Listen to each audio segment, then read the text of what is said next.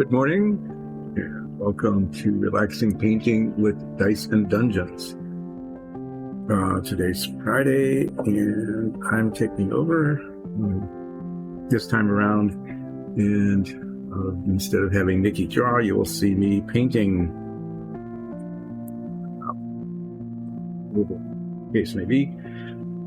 So what I've been doing over the last couple of sessions when I've been painting is I did this like mage table desk, which turned out okay. It's got scrolls and a book, fancy cover, a dagger letter opener, quill pen came out really pretty well. And I got to try different colors out, different browns, different washes, that sort of thing. And I think that, you know, this came out pretty well. And a couple of little chairs that we did just to fill the last part of the show, but also, you know, they make decent set pieces into chairs. And what I did last time I was on was I painted this goblin guy. Came out, you know, pretty goblin-y. I got to use a whole lot of the new colors, experimented with some of the washes to see how they would work. Came out okay. This came as a premium with a couple of other items. At some point in the future, we're going to be doing a group painting event. Geekified is sponsoring, I'm not sure how it's going to work, like a gigantic Zoom call or something with painting.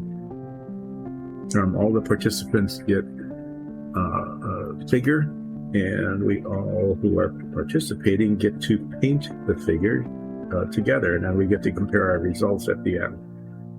And there's probably a prize like, oh wow, that's really good, you know, that kind of approbation kind of thing. Anyway, when the kit came, it also came with a couple of these little guys as premiums, and so I painted one of them. And today I'm going to be working on the other one, which is like a minor prospector kind of guy. So he's got a whole bunch of maps in a sack, and on there, over there. So I'll be pulling out the scroll colors, map colors,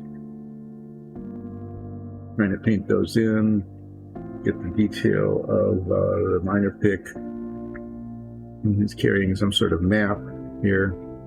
And I'll probably, when I get to it, paint in some map-like features.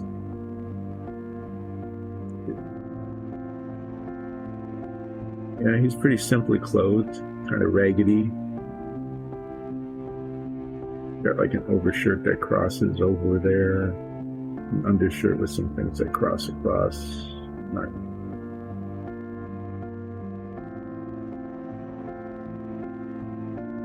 And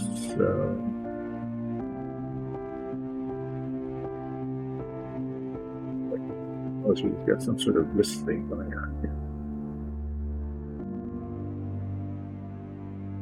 I wonder what that's about. Maybe those are gloves. Maybe he's wearing.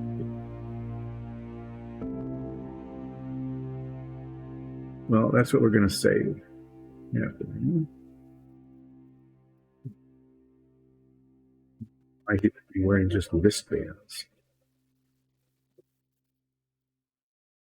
But it would make sense that he could be wearing gloves. So we're going to act like he's got some leather gloves on. Yeah, the only thing I know for sure is that we'll be using Goblin Green for the skin, because it's goblin green, and that ended up looking pretty good with the green wash last time. I brought out some of the details.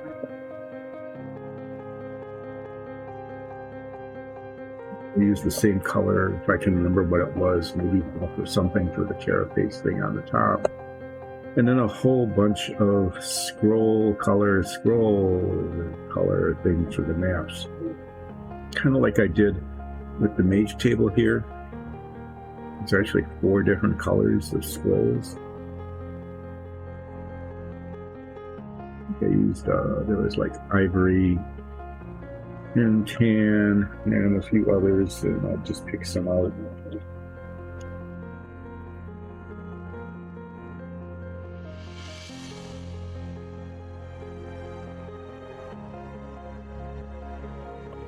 Black tan for one.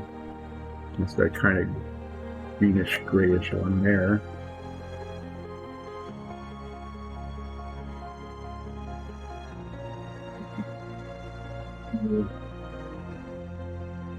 And blue and white are the newer Viejo colors. That was that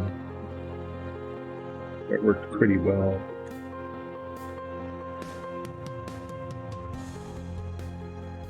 That looks good.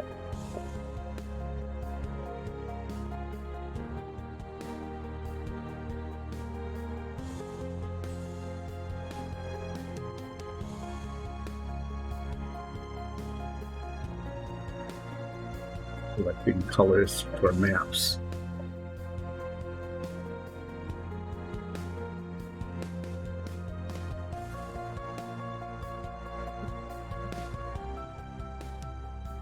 Plus the lighting solving.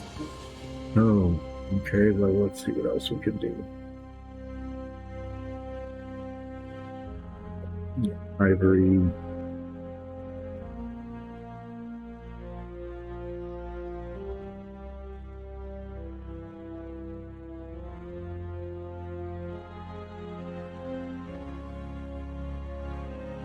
Well, I guess that might be enough.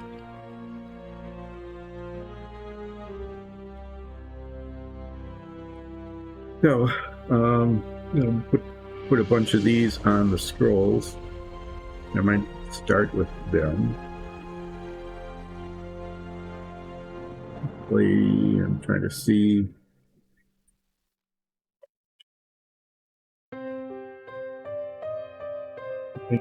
Thanks for joining in. Hope you enjoyed the lurking. They're all kind of in this, bundled up in this sack. A little bit hard to see where the sack ends. And it comes up and around here.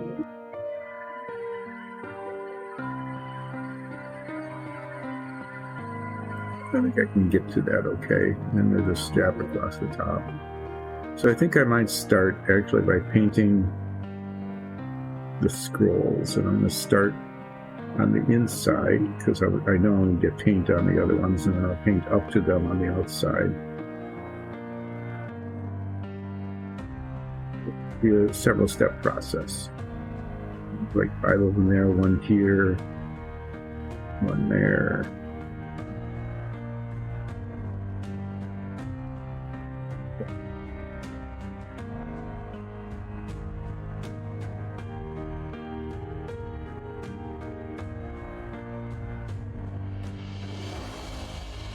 Looking at my color list here, my colored charts.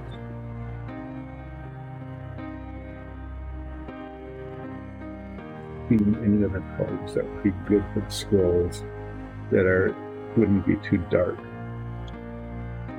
Not the scrolls, they're really maps.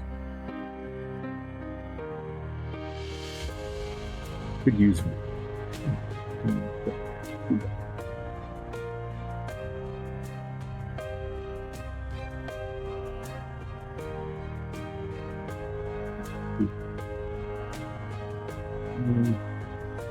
paint. You could paint 1 that color.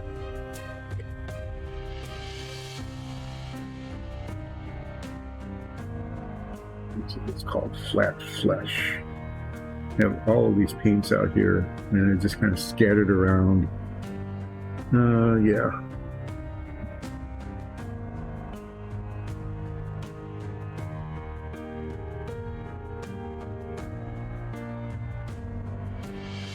If I find it, I might use it. Otherwise, I'm going to go with these guys and start painting scrolls. I'm going to put kind of a light color on the inside where it's a little hard to see. See, I got 4 colors. 1, 2, 4, 5, 6, 7, 8. I guess that's like 2 of each color, unless I find the Flesh color I was looking for.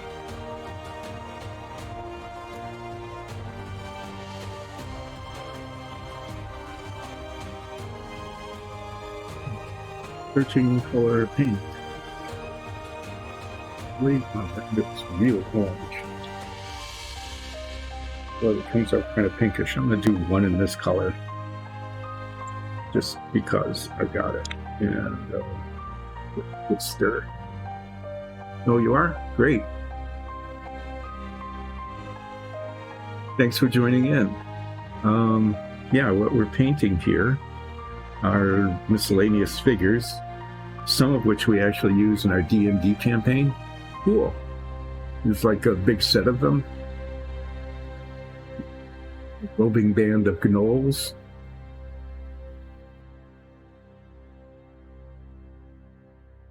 I think we were attacked by, no, they were hobgoblins. We got a couple of free spears. I think Zoria collected one in her shoulder, and Nines might have collected one in his leg. I'm not sure exactly how that worked, but we ended up battling them. But gnolls are pretty cool.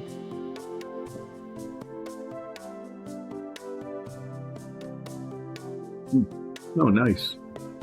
Yeah, we've been doing some of our own 3D printing in the back here. Not so much the figures at this point, but a lot of set pieces, taverns and warehouses, so on. Ah, yeah. You can make them tiny little puny gnolls. Level 1 gnolls. A new party can battle and prove their mettle, or they can be pretty nasty. So that's cool. Yeah, our D&D, do you stream your D&D thing too? We stream ours on Sundays at 2, our campaign.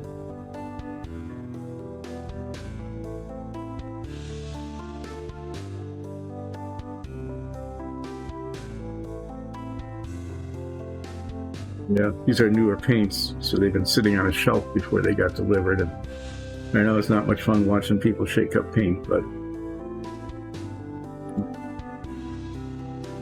so I'm going to put a drop of this down here.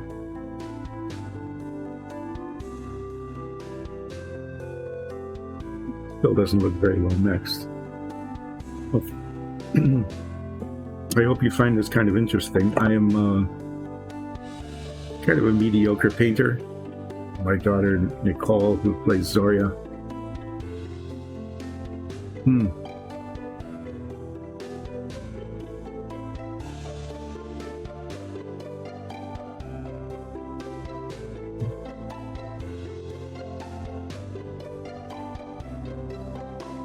The 6, okay, yeah. Our characters, after playing for over a year, have just made level 5. We play once a week, and it's taken over a year to get to level 5 because our DM is just really actually pretty vicious. Yeah, so level 6 gnolls with an intelligent leader. So what kind of mixed, how many do you usually attack with, and what comes with them?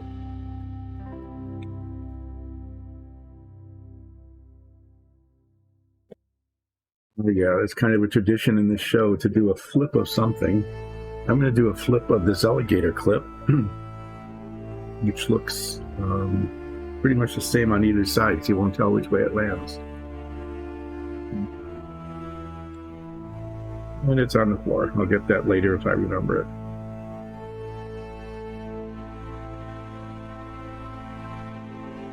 Okay, well, I'm going to paint one of the scrolls. My ancient eyes are having trouble focusing today, so we'll find out how this goes.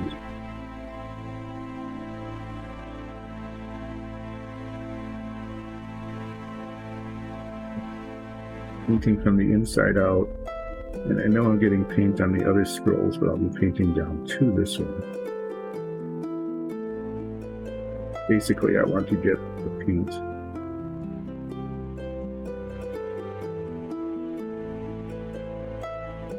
like this color particularly much, so I think I'm only going to do one of them in this color. This one way in the back of the back. looking at it this way, way in the front, looking at it this way.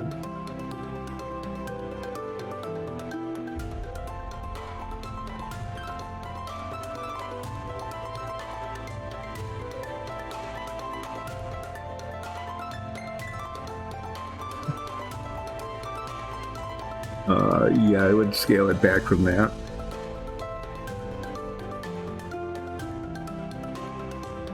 You have to have a, so you've got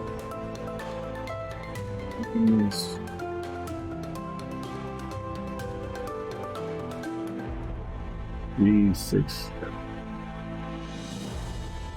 The demon is just to have it, right?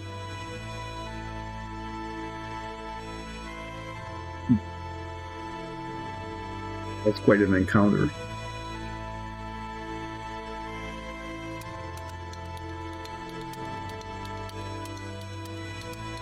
Characters, they're not built for battle terribly well. Our encounters tend to be smaller and a little intense. There's only 3 of us in the party, plus an NPC that the DM has added for some balance, which has been nice.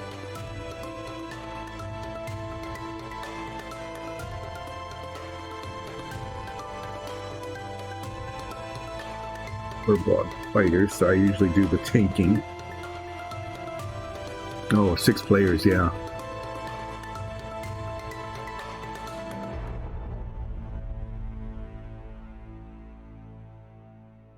Yeah, that's pretty nice. If you got a party that large, you want that many out there as well. Your players need to be careful in their tactics then too. They have to decide whether, probably whether they are going to attack what they consider to be the most dangerous one of the group.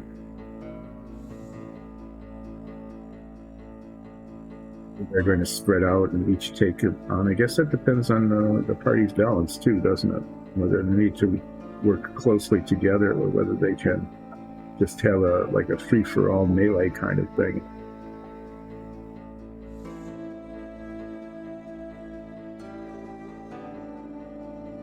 Yeah, and it's nice to have time to get into range, so you know what you're getting into and you can kind of deploy yourself. Oftentimes, the DM sets up our combat so that, well, basically we just stumble into things. We do a lot of stumbling into, and that means that we are in contact, like, immediately. Initiative makes a difference in whether or not we survive the initial onslaught or not. I need this other brush later. These tiny, like 2 bristle brushes, tiny little brushes. But I have to get into a real small area between there a little bit later. Okay, so while I'm waiting for that to dry, because I want to paint the ones next to it next. I'm going to paint the scroll up here and probably the one down there. So I'm just going to paint this and the one in his hand. That one I'm going to do with a larger brush because I'll be painting the hand later.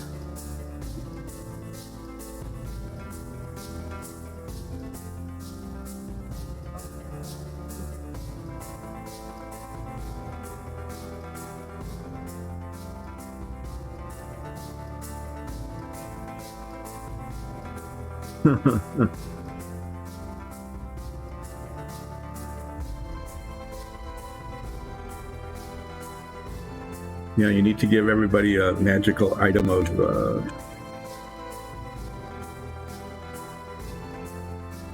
dog nose.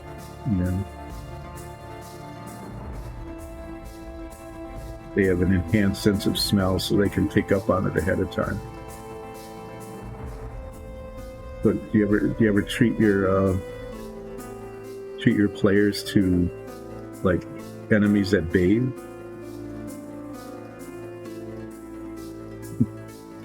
Oh, details.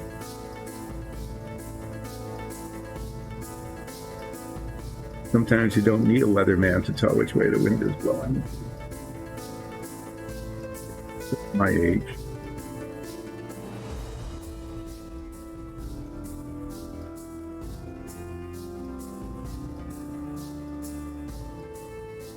Use a larger brush on this. The paint's getting everywhere anyway.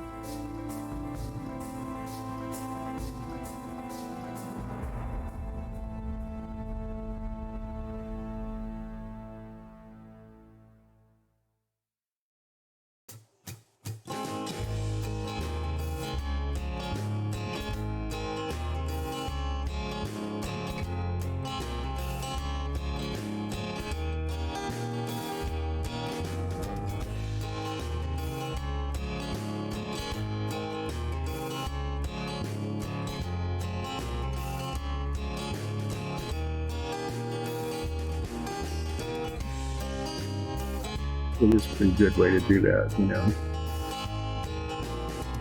And since they're not in combat right away, they can still communicate with each other. You haven't gone turn-based into combat yet, so you can find out if your party is able to work effectively, tactically work effectively together or not.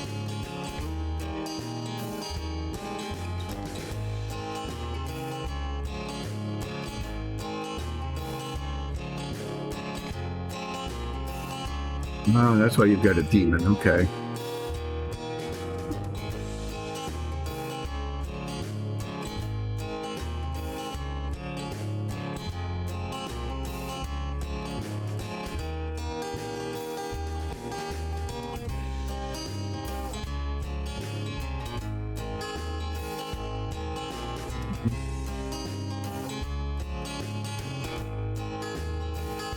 Mid-slaughter, okay, lovely.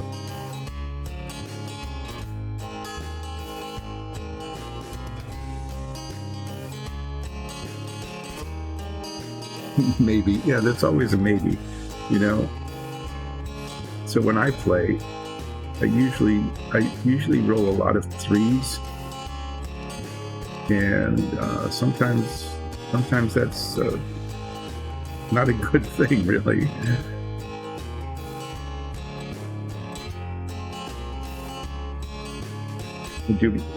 I play that Furbolg fighter, and lately, the last couple of times we've been in combat, I've been able to use some little special features that I've acquired along the way now that I'm this huge level 5 whatever, to actually increase my chances of things like hitting and doing damage. But we came through the last battle actually pretty well.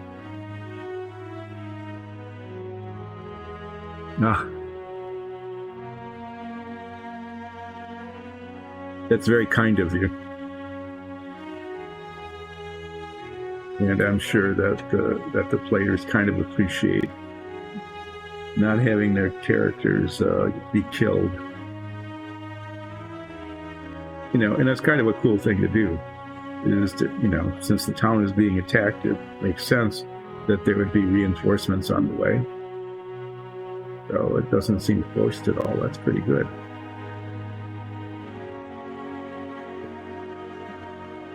So do you DM for a lot of groups then?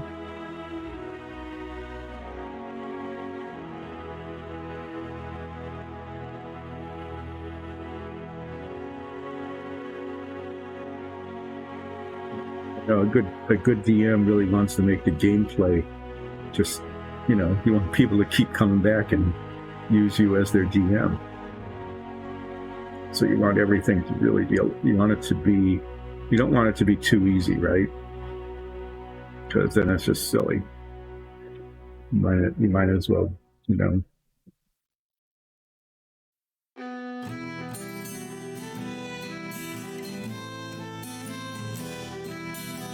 Yeah, you definitely don't want it to be too easy, but if your characters get killed, then, you know, unless you happen to have a really wandering cleric or something, back to life because they have all the reagents for the restoration spell.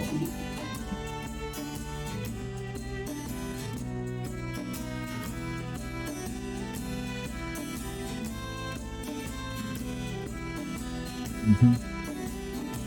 Yeah, that's the really nice thing about, you know, either you have a really large group of adversaries so that they wear down your party.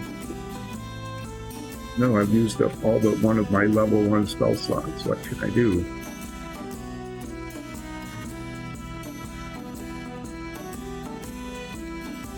You know, or they have a weapon break or something. That's always possible too.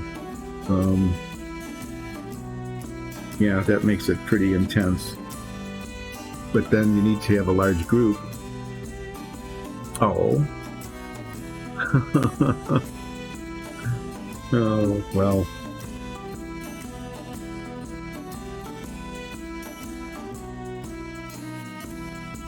Happens to paladins, right?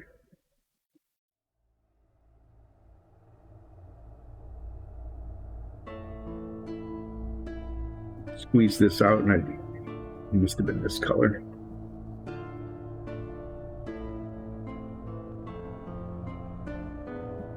Doing 2 scrolls of this color.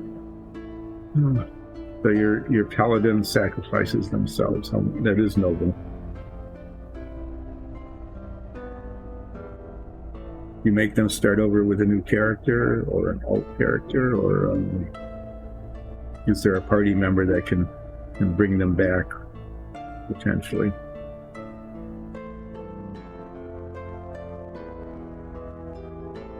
Will they carry their body heroically and give them a state funeral, that kind of thing?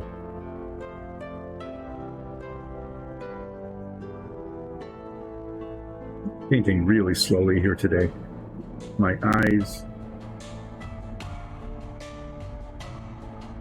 seriously not focusing.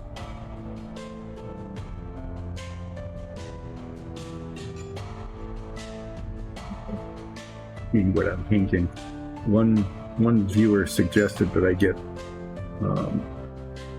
some magnifying glasses, you know, little goggles with 2-time magnifiers on, and I think it's something I need to invest in. The glasses I've got are trifocals, which are, you know, terrific for things like not falling down the stairs and driving. But they're impossible to use in painting. Yes, you missed the flip. The thing that was flipped is on the floor now. We're going to have to wait till I bring myself to climb down and pick it up before I do another flip for you. Okay, so I did 2 in that color. I'm setting them there so I remember.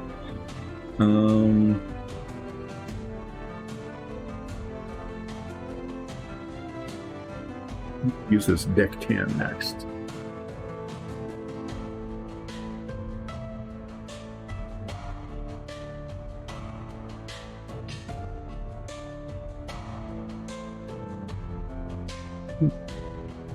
What, they didn't use find traps, huh? Or were they so well hidden that they couldn't find them? Or did they use up all of their find traps and so they couldn't avoid them anyway? Or were they running just so fast that they didn't want to slow down?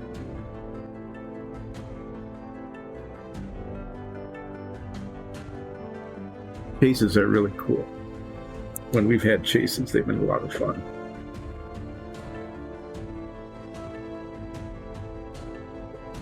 Now you sit around and go, why are we chasing in this direction? Mm-hmm.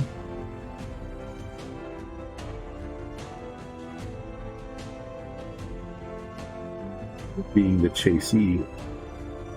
Chaser. I'm going to do a couple of this color.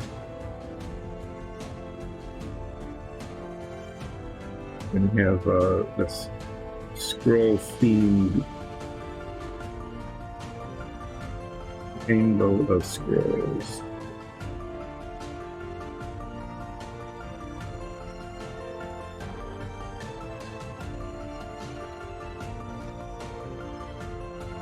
I think it's more interesting to have multiply colored maps, actually, is what they are, because he's a prospector. Prospector mining kind of guy.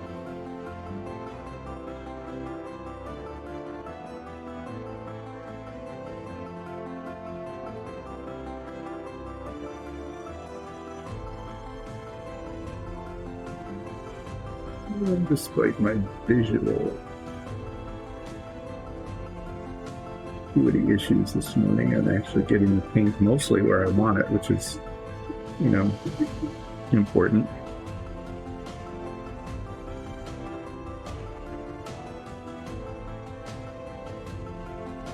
Yeah.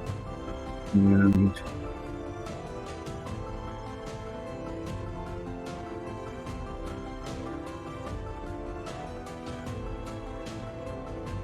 this one too.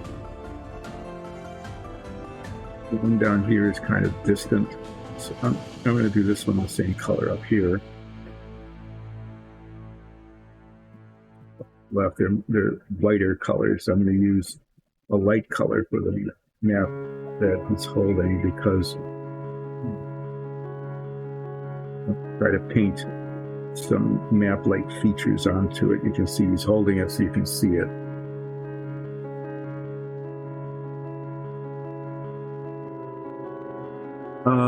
You know, I do actually, and the reason I'm not using it is because I don't know, I wasn't paying attention. I fully planned to use it, and then got distracted. And you know, when you're over 70, sometimes remembering things isn't the easiest. So that's actually much better. Thanks for the reminder, because it was just sitting there right in front of me. I had it all ready to use, just like this other one was. Okay, there it is. Terrific. Yeah. Sitting right in front of my face saying, oh, I'm going to stick this right on there and do it the same way, but then I didn't. So that was very helpful. Thank you.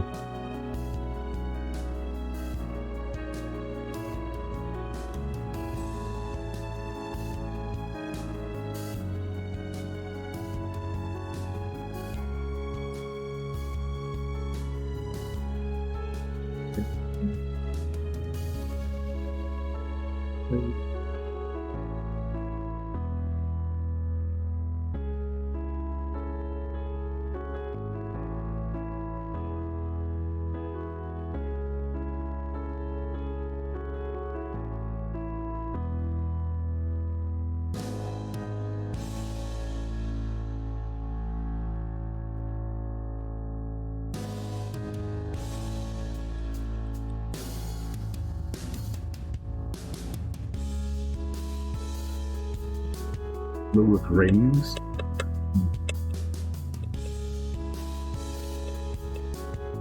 Well, I see what you mean. Okay. So when your players find a ring, they actually get a ring. That's pretty cool. I like that. I think having real physical props in a game, yeah, if you can do that, that's a pretty nice thing to do. That's really cool.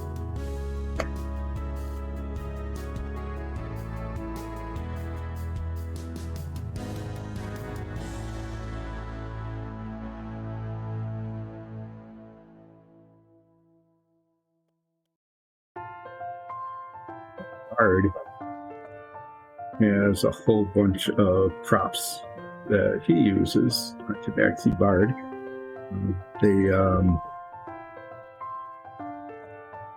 We've got a gong, a slide whistle, an ocarina, all sorts of things. So when it comes time to play music, everybody plays music.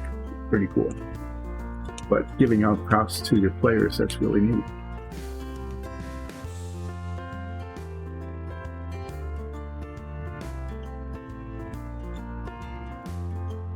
Thanks.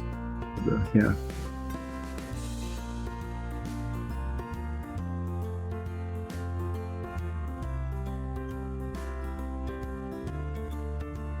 Ivory. This is the lightest of the colors that I'm using. And I'm actually going to use this color. I'm going to scroll down here, this little one down there. I'm going to paint that first, and then I'm going to paint the map that he's holding. Keep calling them scrolls because they're scrolled up, but they're maps.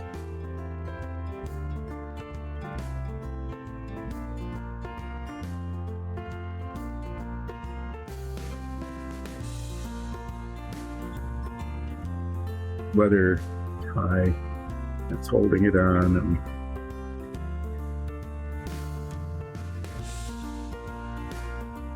wheat here.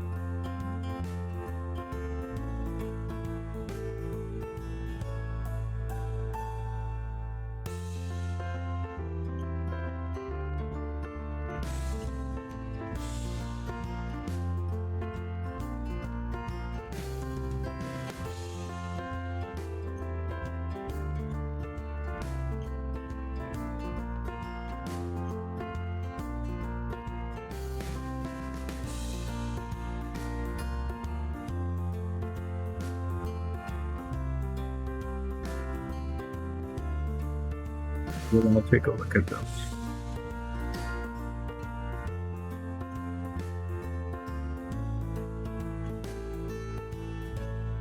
So it's on this brush. I really kind of like this, but they're practically gone.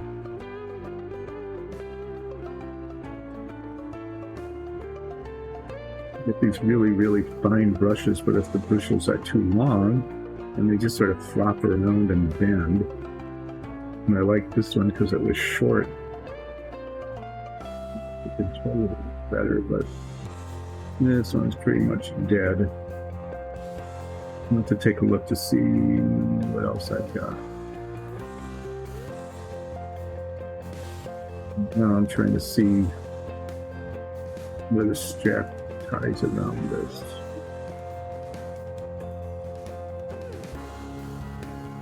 Pretty much it. Okay, finish this off. What's left of it?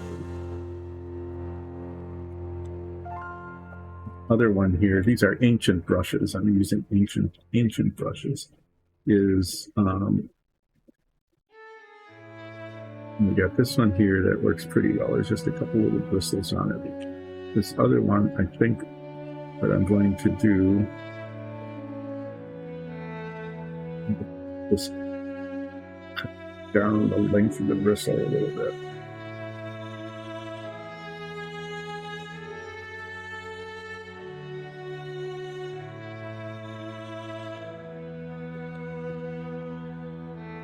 Start using this one and see how that works. So I bought these brushes when Citadel first came out with Warhammer. I mean, when they really very first came out with it, and they were selling these sets of goblins and elves and lizardmen.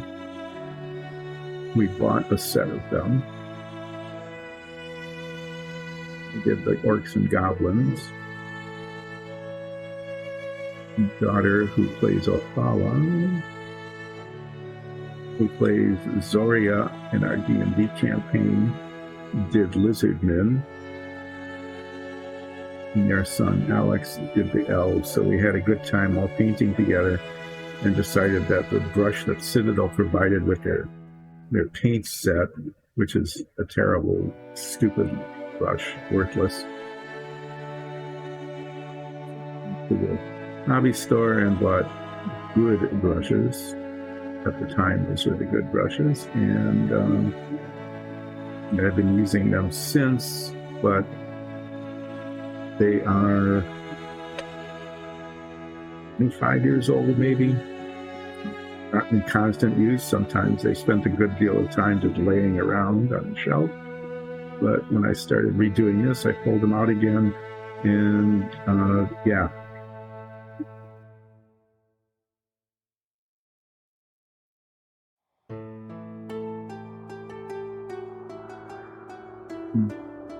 Some new ones. I actually bought a set of new ones. They're not quite fine enough. I think there's one that I can use that's fine enough.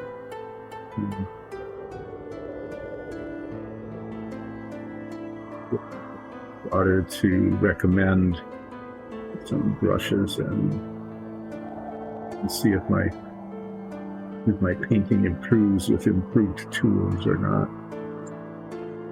We'll find out if it's the brush or the brusher.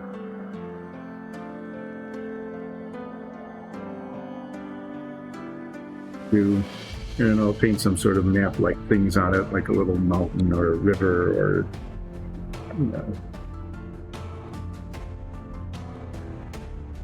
identify what that was. Let's see, I've got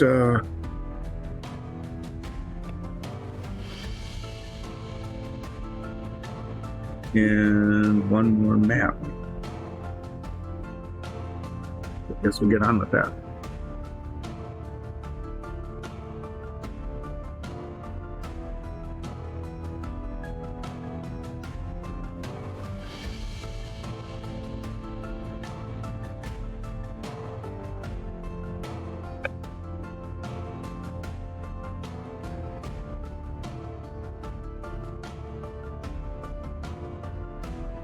Try out my newly modified brush here.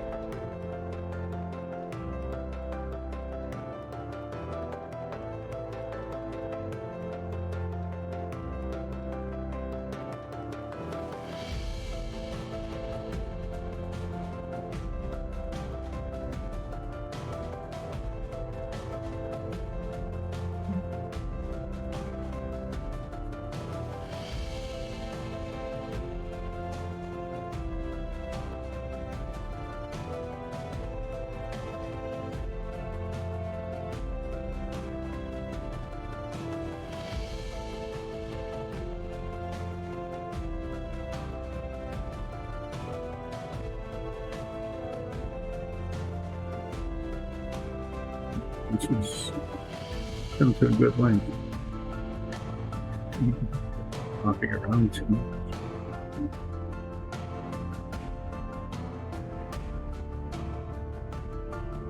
Holding together. Getting the paint okay. We can have a successfully restored brush. Went from being kind of useless to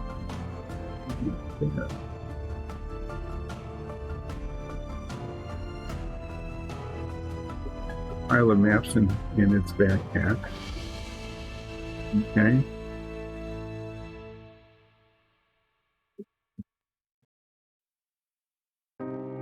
Well, I need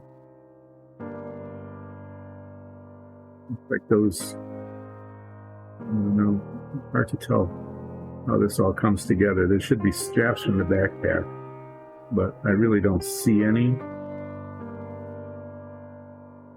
You know, I think what's happening is the straps in the backpack come up and over, and they actually cross like that. Yeah, that's what happens, and that's the back. That's how it works. They come up and around. You know, I might do that next.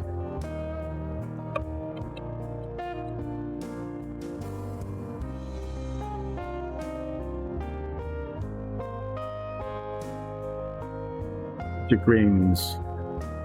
You actually give your players useful magic items. That's pretty cool. Our DM gives us magic items, some of which are useful. some of which are like custom that she made up.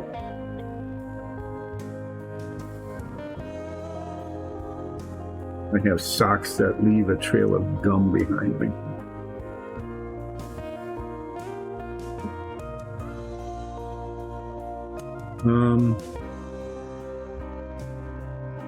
I'm going to paint this backpack kind of a bluish color. I want it to show up.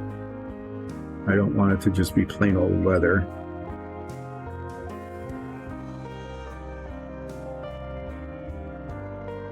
Since the straps wrap all the way around, they show pretty much. I need to get in between here in different places.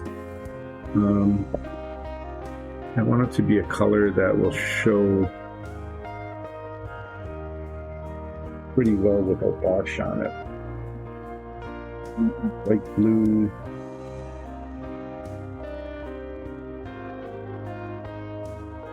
I'm not going to go with purples. I mean, this guy is intentionally kind of badly dressed.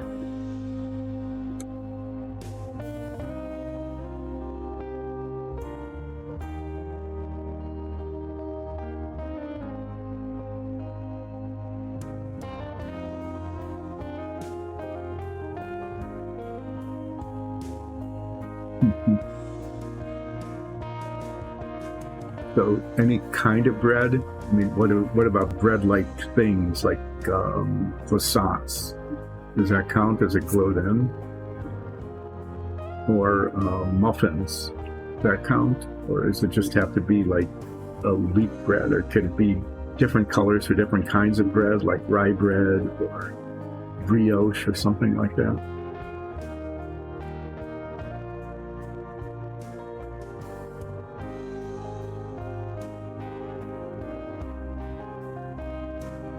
Well, I'm going to try something weird. I'm going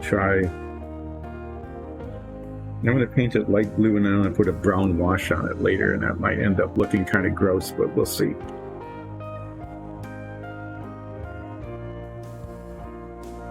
They never ask, not very creative players, if they don't wonder about really important things like the kind of pastry that they're cutting into.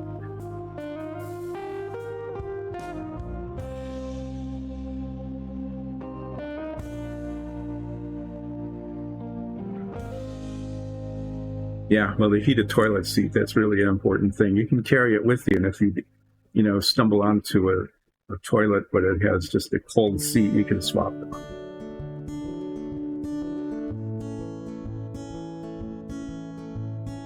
For this blue, I determined that the straps actually wrap around, so they start at the top and wrap around the front, and then connect to the bottom of the pack. That's kind of a nice secure way of dealing with it. I'm painting these in and painting down into the next layer down, because I'll paint up to that contact point later.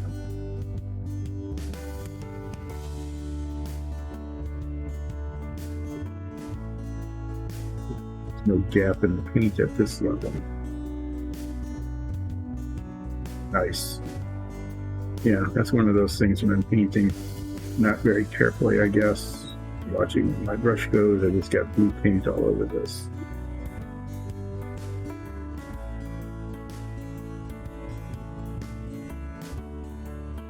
Maybe I'll touch that up, maybe I'll leave it. I'm not sure.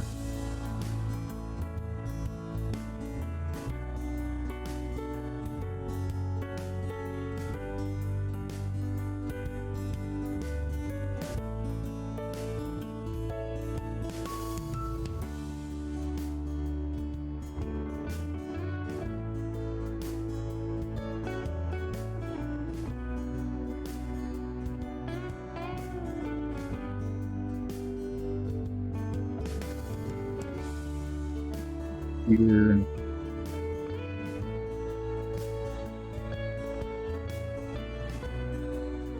Also diabolical things. It's just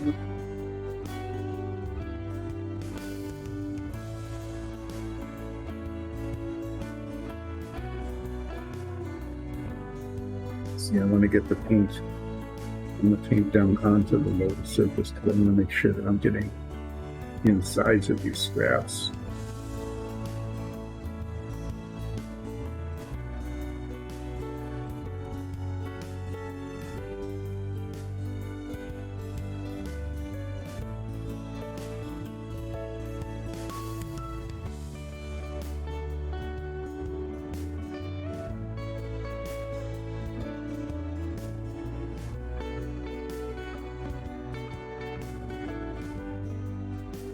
One thing I find when I'm painting these models is sometimes after they're primed, a lot of the detail just disappears. In the sense that it makes it really hard to see when it's all that uniform color and uniform reflectivity. Painting these things and actually painting over them, over the edges a little bit, kind of helpful in seeing where things actually are and where they go.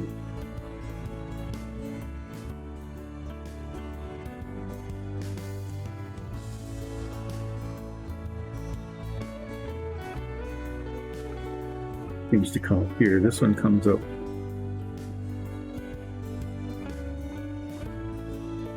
like it goes around the back of his neck here. That's really hard to see. I mean, it's pretty clear that this strap here comes up over to here. This one comes over here.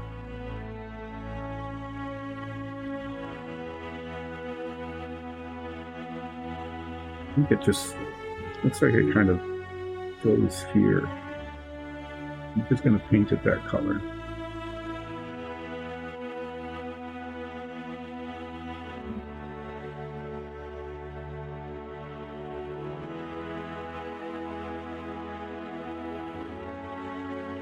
And it's, you know, that's not bad. It's kind of symmetric, and then you can see the neckline.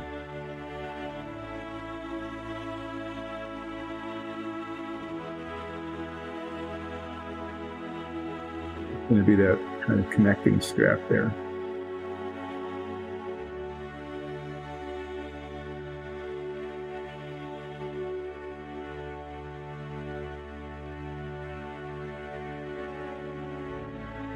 Goes down into the backpack here, and that's a big chunk of that. I'll use once I paint the boundary line along the scrolls up here, I'll get a bigger brush and fill that in. There's a lot of little indentations and stuff around here.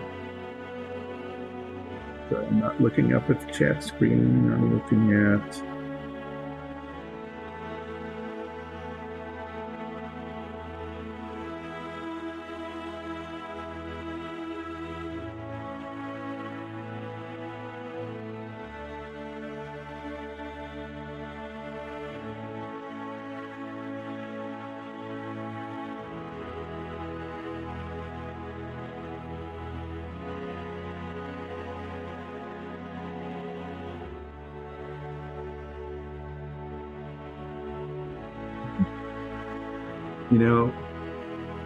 yeah, kind of a green primer. That might be decent. It's something to keep in mind.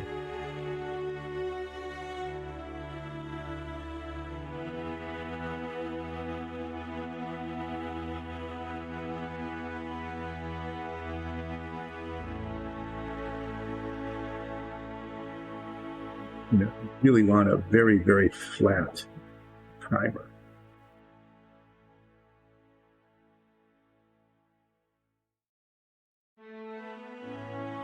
Particular model.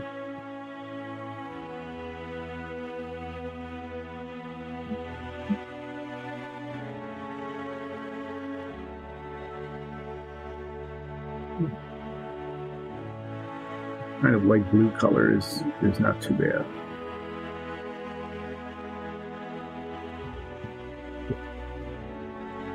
Don't know how it's going to look with the brown wash.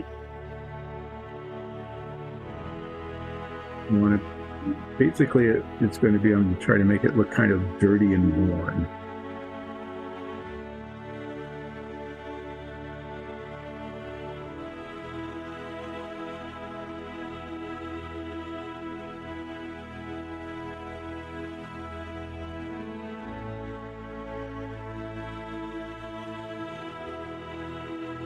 That's a long way.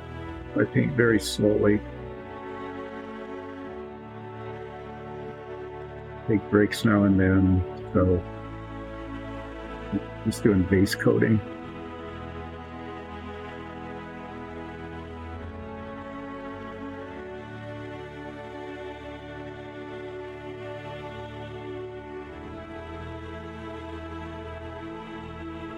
So it sounds like you paint huge volumes of stuff. How much time do you spend doing that? Fill your days.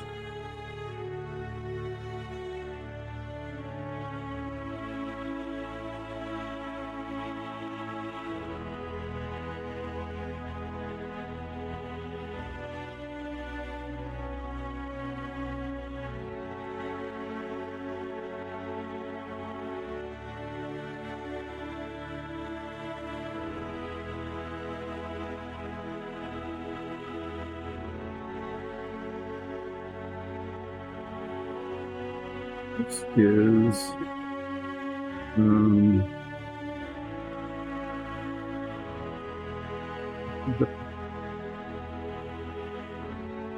where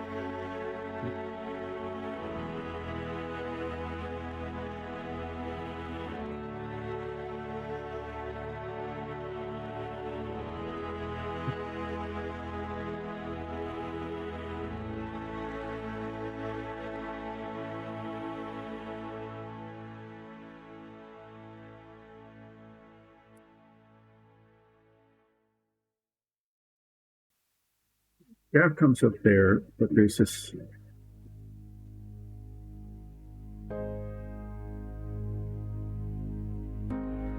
sure.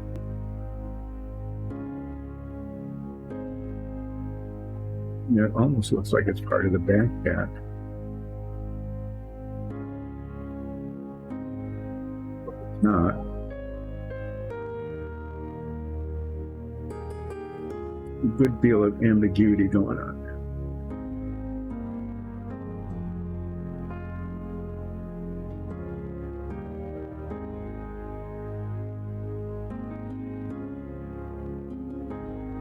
Let's see how that's going to work. But it was not real obvious.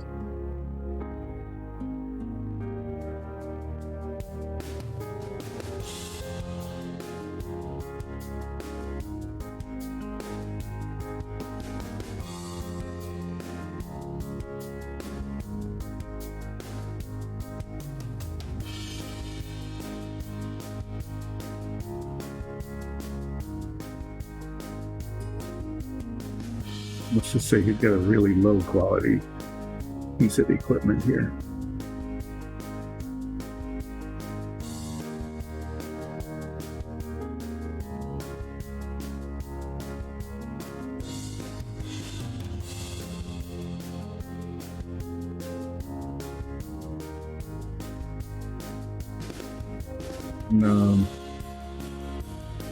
What are the odds I can remember what color I used, right?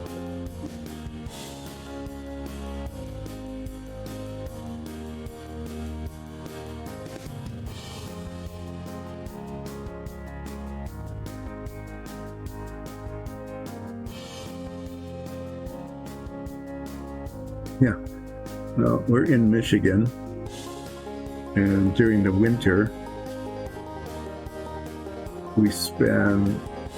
we got like a humidifier on the furnace, and now 3 room level humidifiers pumping water into the air constantly, just because our humidity drops down to like 20%. All the wood starts cracking, and anyway, yeah, just the opposite problem, especially in the winter up here.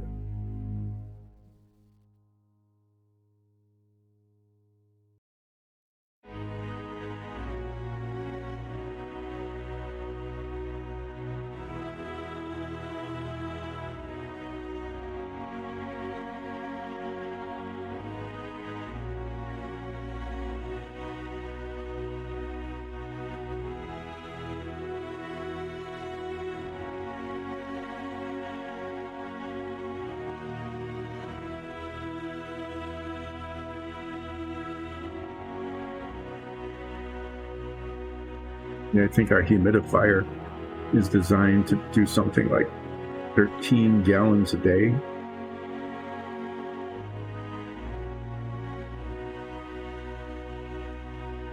To keep things comfortable, yeah, we're adding 13 gallons a day of water to the air in our house.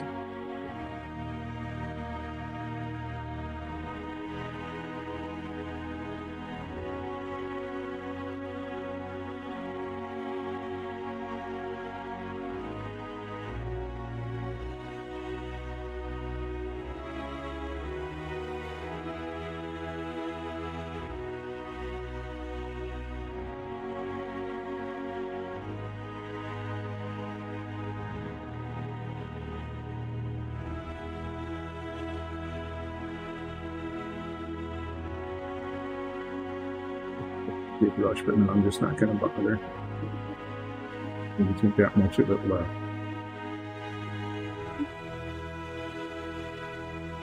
Yeah, there's still all sorts of boundaries, scrolls.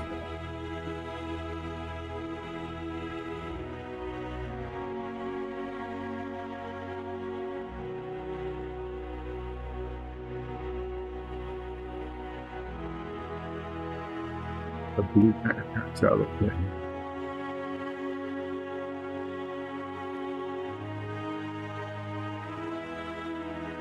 Yeah, so I need to touch up that scroll with the whatever color it was.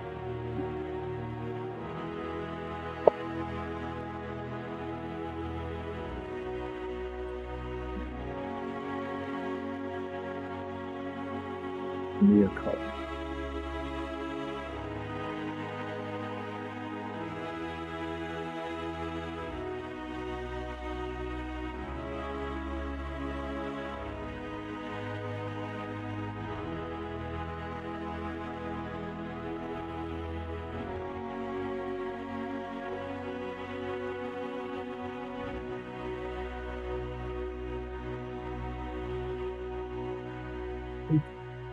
Little spot there. Let me see the color that is so I can do that.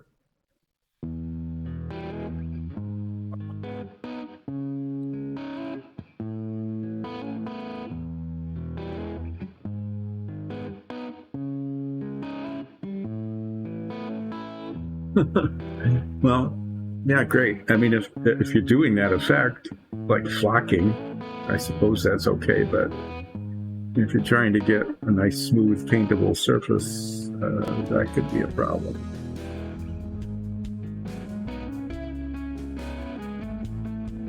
And in the summer here, we have really high humidity.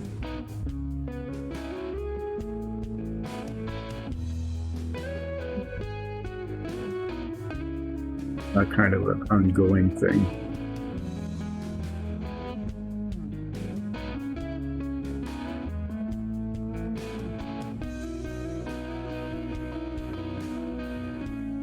I'm going to say the scroll's in there. So I'm just going to look around to see if I got the blue where I want the blue.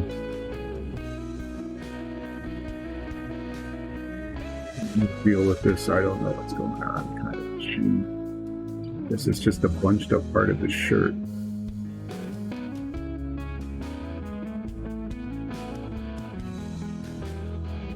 It's like the shirt's is weird. It's like he's got armbands. It's hard to tell if that's designed to be part of the shirt going down to here, or whether the shirt ends there and then there's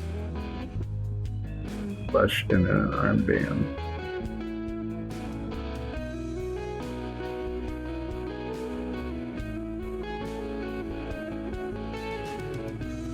I think that it looks, I don't know, it's just like here.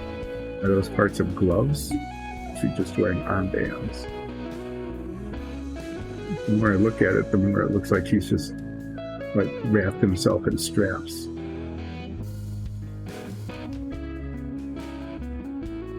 Yeah, good thing I was looking around. It's not uncommon. Summer with more bugs. Oh yeah, freezes down there are not good, are they? You get to drive in the ice. Everybody should have that opportunity.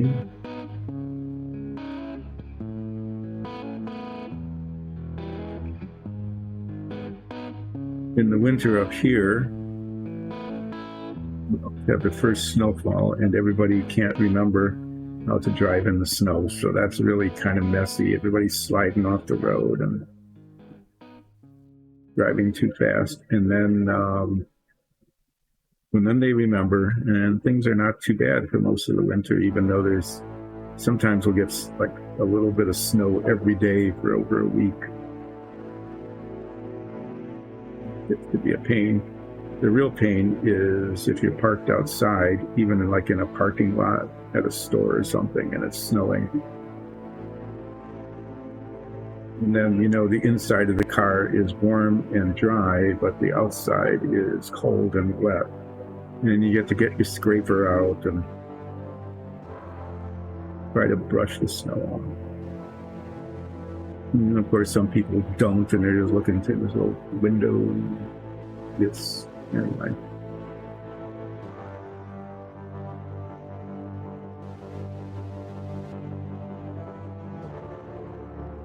Yeah, we get usually there's 1 or 2 days. Oh, well, yeah, I guess that's true. You just shut it down. Why not? Yeah, we get 1 or 2 days a year where they'll shut the schools down because they don't want the kids. The buses might slide, but mainly it's too cold for the kids. It's dangerous and windy.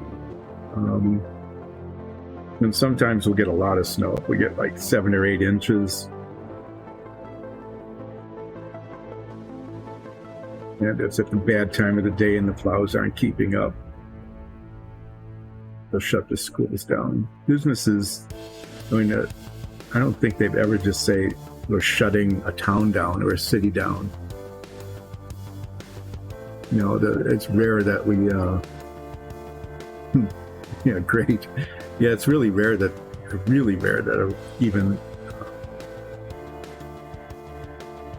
close things down. They would advise you to travel carefully or drive slowly, or, remember it's winter and that sort of thing. But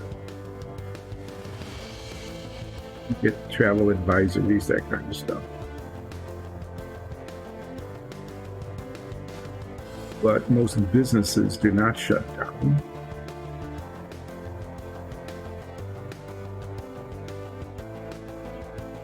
Yeah, there's weird ambiguity in the clothing here, so I'm just going to make stuff up as I go along. Those closed, huh? But at least it melts probably pretty quickly.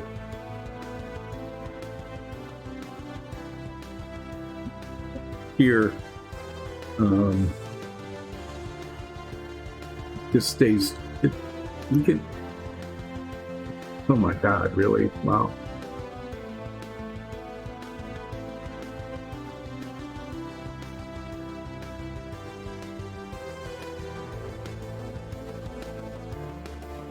Well, yeah, I suppose it makes sense to do that.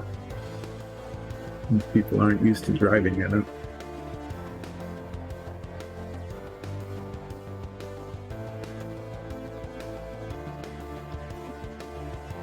Make some of this stuff.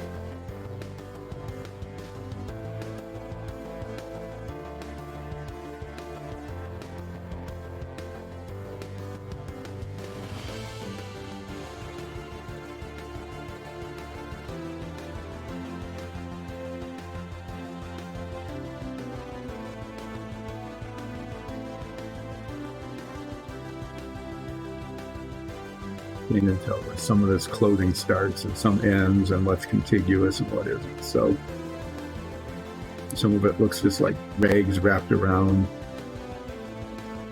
I'm just going to pick some colors.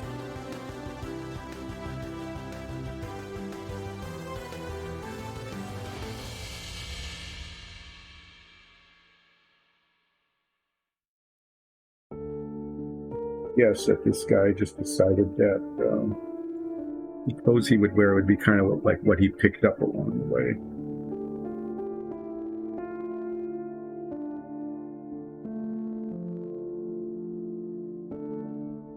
We go kind of in the reddish brownish kind of tones.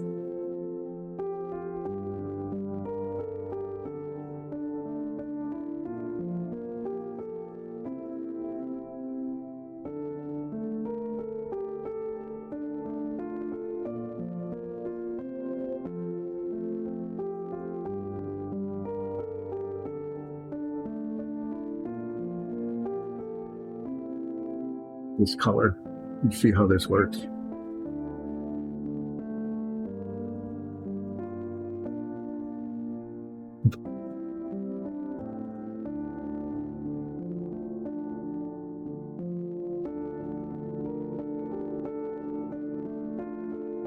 think the only time anything really closes down around here is if we need like not just 8 inches of snow, but a lot of wind. The wind makes a big difference. If it just falls, then the plows just keep going and keep moving it out of the way, at least most of the time. But if there's a lot of wind, you can't keep up with it. It just keeps moving and piling up. So they'll advise everybody to stay off the roads for a day until the plows can come through and clean it up.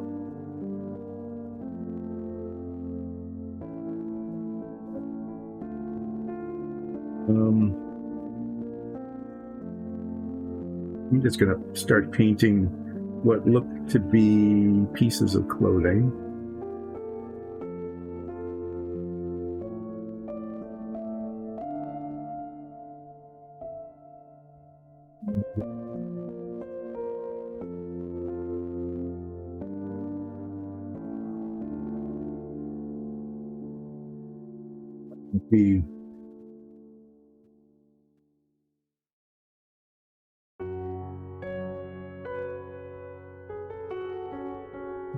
Here, that's a shirt. Might just have like armbands on, and that might be the shoulder. No, that's weird. I know this is because it's all.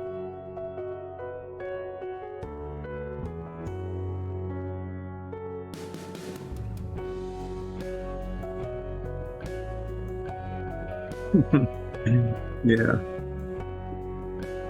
I mean, that doesn't happen very often, but I think, it's not unusual, especially where we are. We are downwind from Lake Michigan, and usually blows from the west to the east. And so it blows across Lake Michigan and picks up moisture across the lake, unless it's frozen over, which doesn't happen much anymore. It picks up moisture across the lake, and then when it gets to the land, it dumps it, and we get what's called lake effect snow. And if the wind is blowing from west to east, it's not unusual for the whole west coast of Michigan, especially down in the lower part, get like 2 to 3 inches of snow every day. There's this constant little drizzle of snow with some heavier bands. And so I remember one year when I was still shoveling snow, I would like get home from work, and every single day after getting home from work, you have to shovel something like 3 inches of snow off the steps and the sidewalk. Scrape it off your car. Yeah, I mean, this is what you had to do.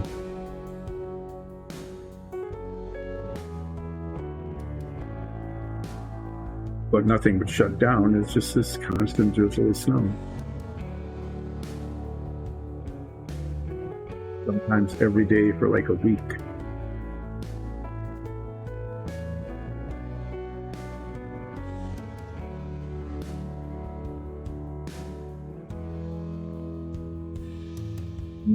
You get these bursts of really cold air sometimes. lived in Madison, Wisconsin a long time ago as a student, and we went for one entire month. Really, it was like 33 days where the temperature never got above freezing. And during that period of time, there was actually a strip of 7 days when the temperature never got above zero. Now, global warming here or whatever is, you don't have that happen very much anymore, but it's not unusual to go like a week or two with high temperatures below freezing.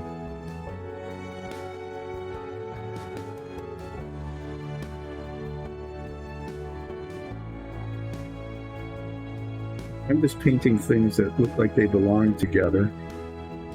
This same color.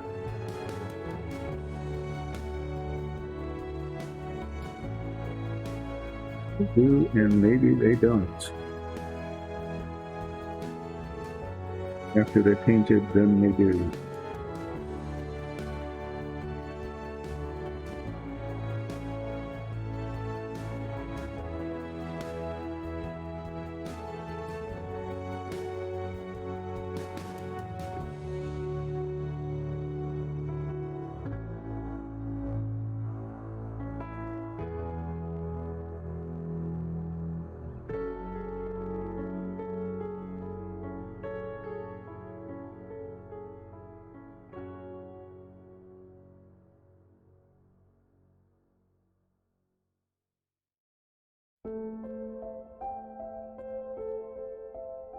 Kind of a very odd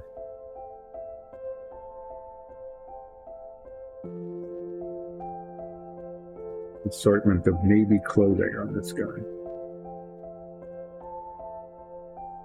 What's throwing me off here is what's going on here. Looks, there's this big raised band. It's hard to tell if this is supposed to be part of it or not. I really can't tell.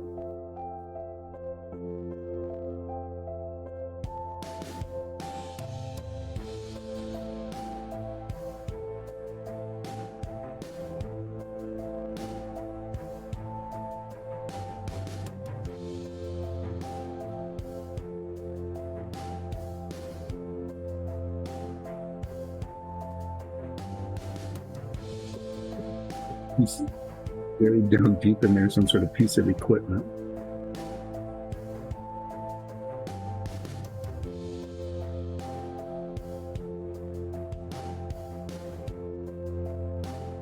The thing I can say is his color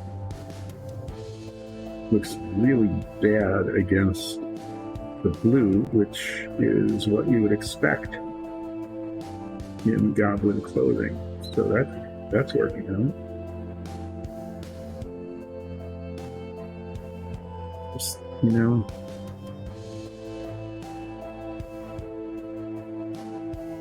I just think this has to be part of the same kind of shirt-like thing that he's wearing. It got bunched up somehow. I'm not sure, but I don't see any other way that this would work.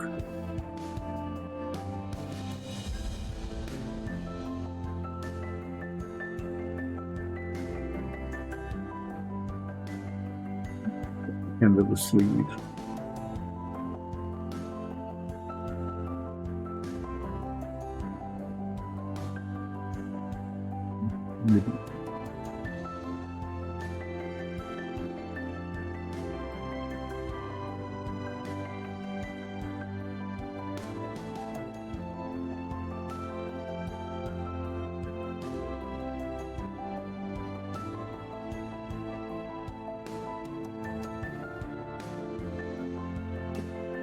I'm trying to figure out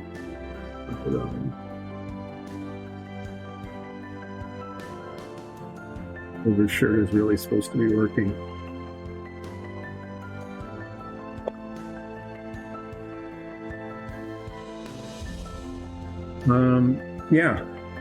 We do. We have, sorry, I wasn't looking up at the screen. We have actually our own minifigs for our players. I don't think I've got any right here. I just finished painting we got new ones when we leveled up to level 5, so I just finished painting my level 5 figure, and yeah, we'll be painting her level 5 figure. But we paint our own figures.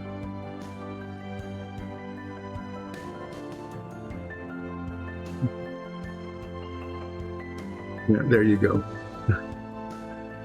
Yeah, we paint our own individual character figures, and then we also paint the mobs, some of the mobs that we run into.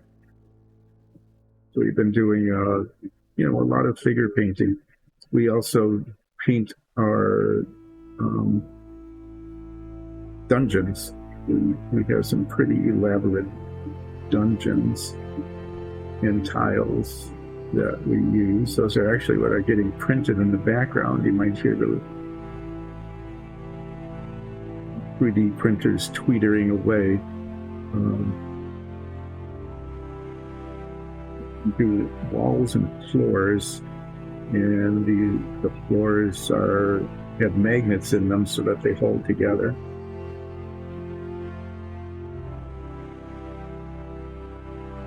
And we can take them apart and rearrange them, which is a pretty cool thing. Yeah.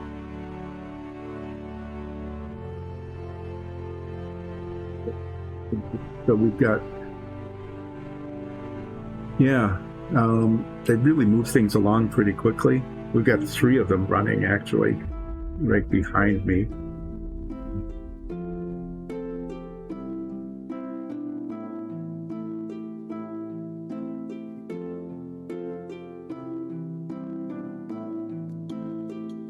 That we do. And actually, if you're watching the stream, you can see some of them.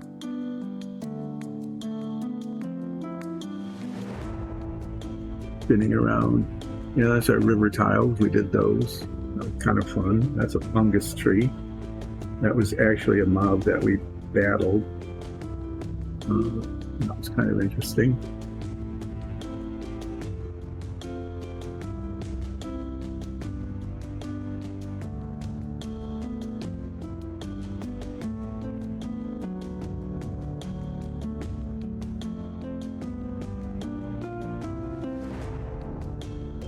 Course, for no reason. Of course.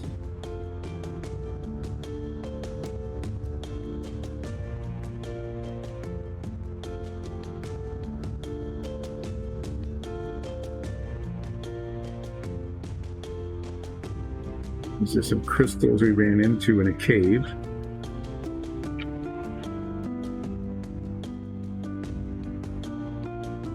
Do a whole lot of use the PLA printer to do a whole lot of set pieces that we use in our campaign when we do the stream, and it turns out to be a pretty cool thing to do. They look good. They add a lot of interest to our adventures, and especially the battle scenes.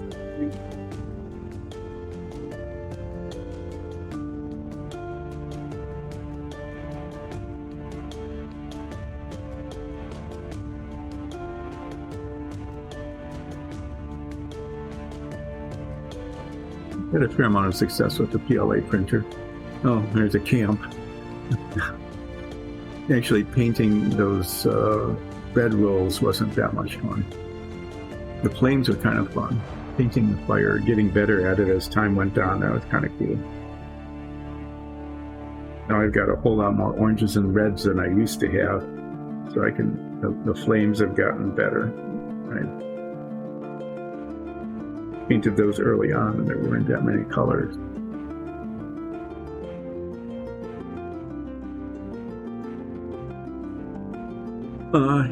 There's one of them. Each of those tiles, they come apart, and that's a kind of a custom thing that we did, that pool in the center. And that was kind of fun to make. You get this round pool and put a base color underneath it. There it is with green. That's the necromancy version. The other was the blood magic version. And you get this thing called liquid water, which is something that railroad modelers use. We discovered it on the railroad modeling sites. And you put that in, there it is in purple, put that in the pool, like about a 1/16 to an 1/18 of an inch deep, and then add various paints and give it a swirl. And then when it dries, it takes up, it takes a couple of days for it to set, actually. But when it's done, it gives you that, it really looks cool. It really works. We used it in the river tiles as well.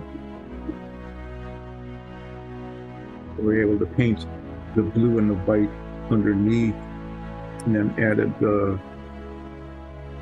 water, the artificial water, and it looks like water.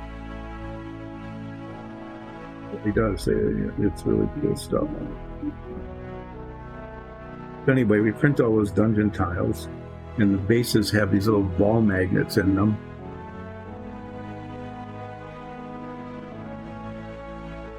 And together really just well enough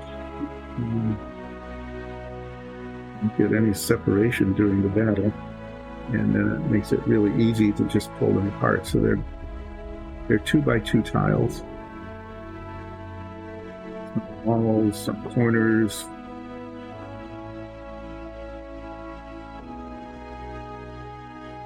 and flat floors. It gives us a whole lot of flexibility in designing dungeons for battles. We actually were in a mimic dungeon once, where during the course of the battle, the whole dungeon changed shape 3 times.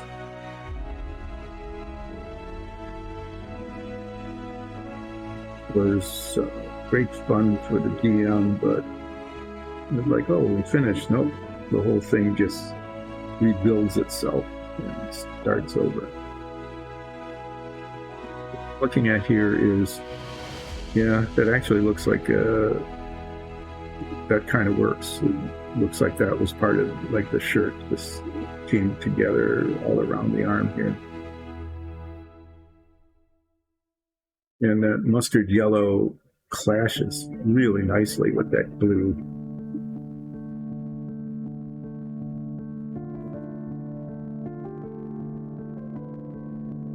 It's really pretty hideous. I'm happy with that combination of bad color choice. Yeah, I'm just looking around to see if I missed any obvious spots. What I am seeing, and you can't see it too much, is that down underneath there's a piece of plastic that needs to be scraped off. Okay, so what we've got here now is this like little loincloth thing, or a reason, who knows, that drips down around there, and then the pants. So I need to come up with some inappropriate color choices.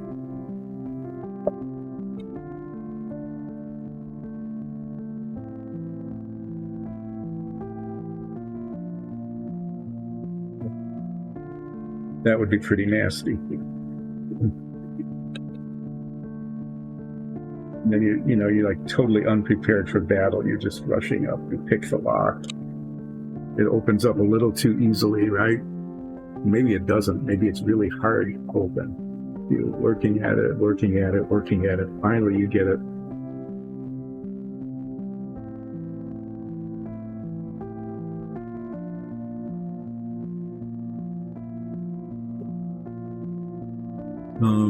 Yeah, I really like that idea. That's really pretty vicious.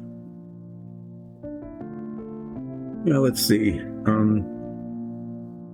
For a reason, there's this loincloth kind of thing here between there and the pants. It's definitely not part of the shirt.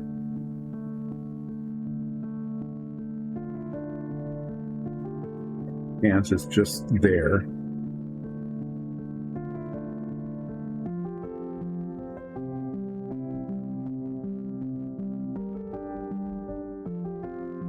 Well, I'm going to just paint it something random. Some randomly, not very carefully selected from my chart of colors.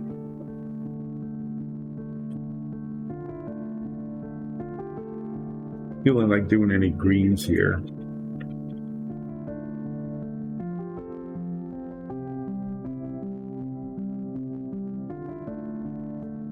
And it's going to be, I think the pants will be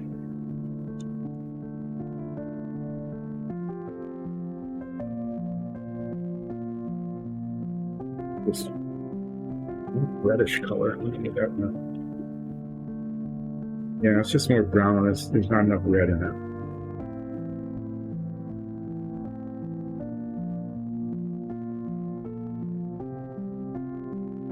Okay, well, we're going to add a splash of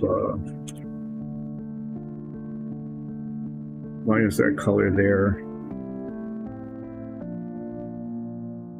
Different blues except the what I want.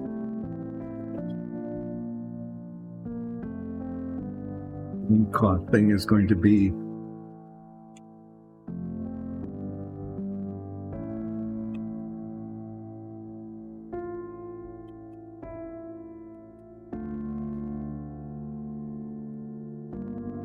there it is. Huh.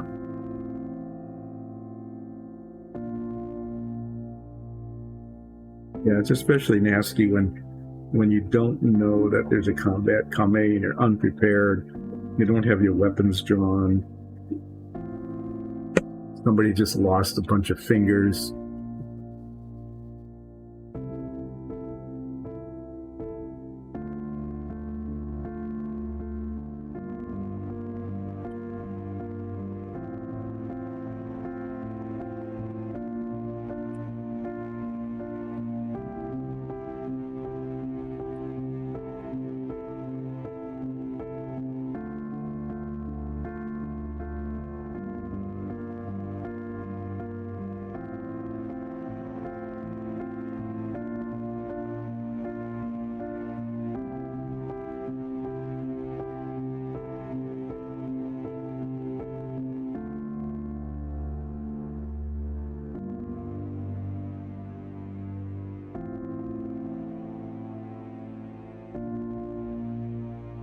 It's nice on this side, there's this real clear delineation. That thing is on the other side, it's just not clear at all. So you make up the boundary line.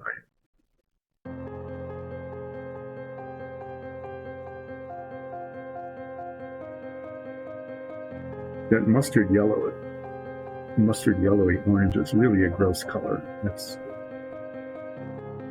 so appropriate.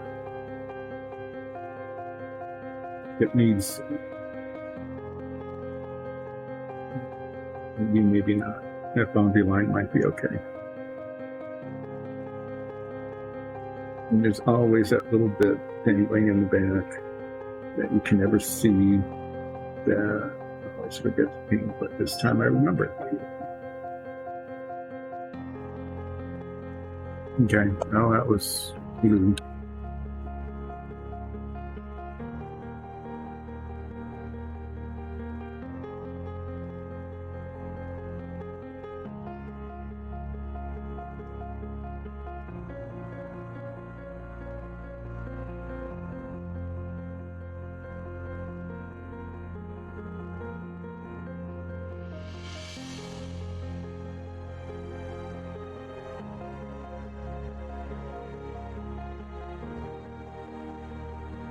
Yes, that's good. I like that. Here's good a follow.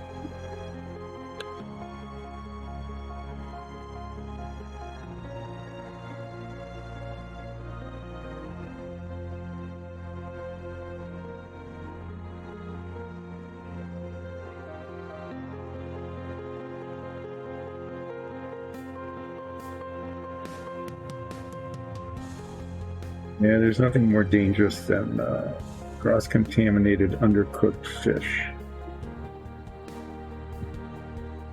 That's why I don't eat fish.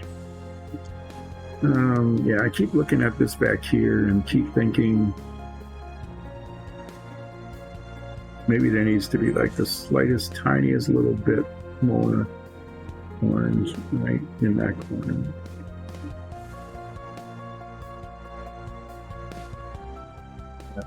That was the slightest, tiniest bit. That was it. It actually made a difference.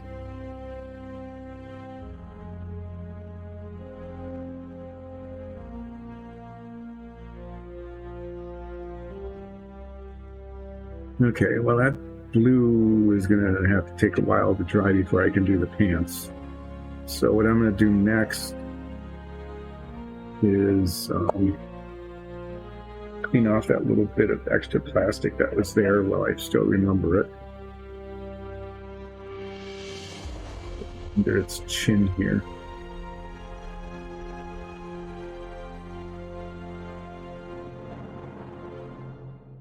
Hopefully it will come off cleanly and quickly.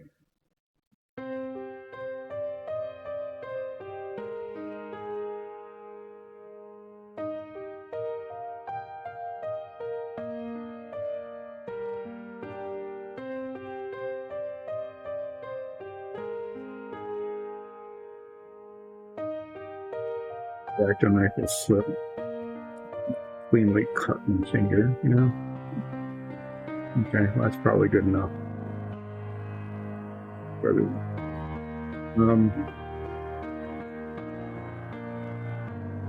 So it's got these silly armbands all over the place. And if this were a successful prospector, you'd make them out of metal.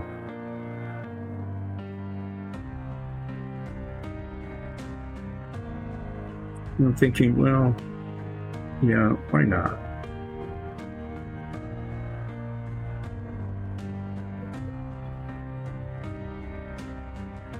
I've really become fond of this bronze color.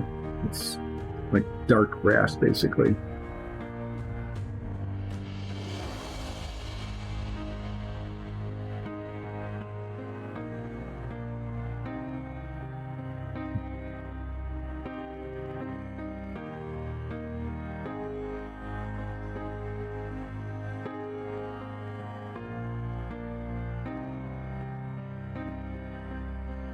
Well, everything tastes like chicken, so there.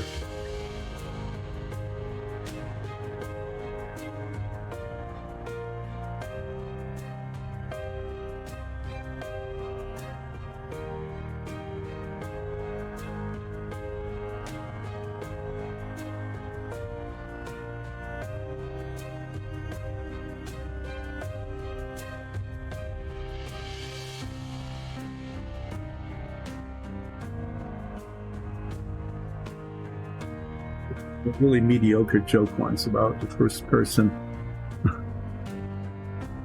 who ever tried chicken.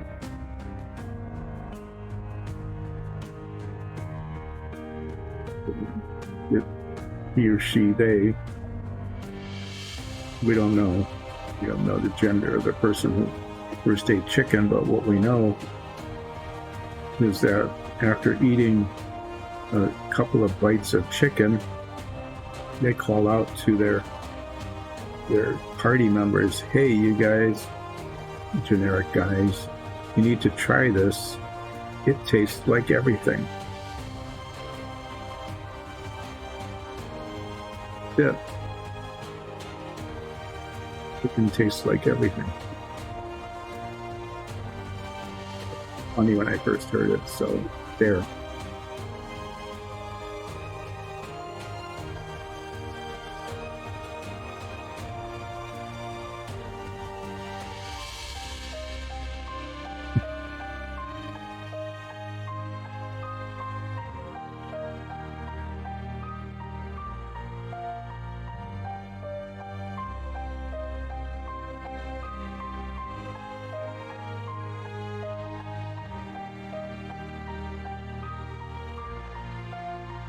For some reason, this guy was able to acquire metallic armbands.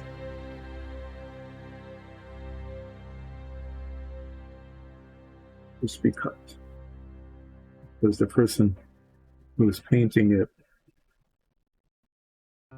decided, why not?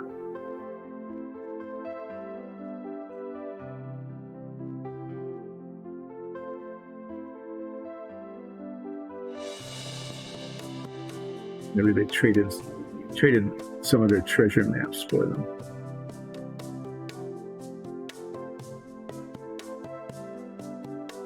That's this guy's backstory. He's a treasure hunter. And these are all treasure maps. And what he's doing here, that's why his arm is out like that, is that he's selling them. And holding one out, like auctioning them off maybe, or just standing on the street corner saying, treasure maps for sale. I imagine that doing that, roaming around, selling treasure maps on the street corner would be a whole lot easier work and probably more lucrative than actually wandering around going to maps, trying to find whatever was marked with the X. That's the story here.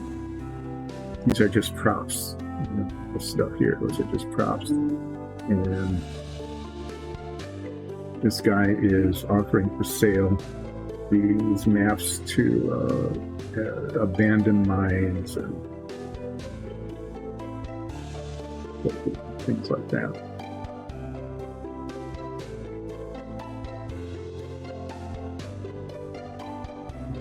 That's kind of a thing a goblin would do.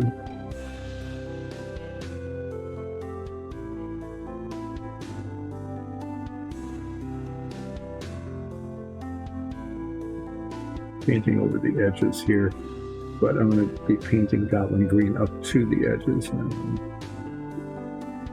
you should be able to see where they are.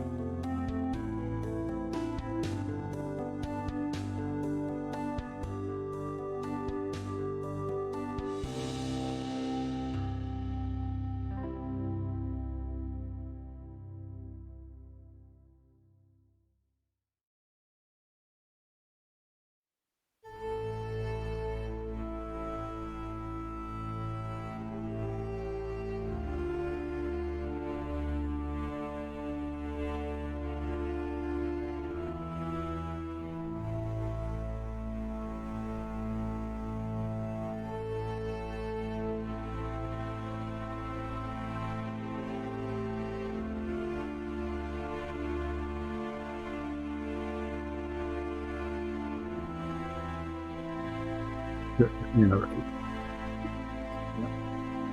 that doesn't work. But there is a real treasure. Mm-hmm.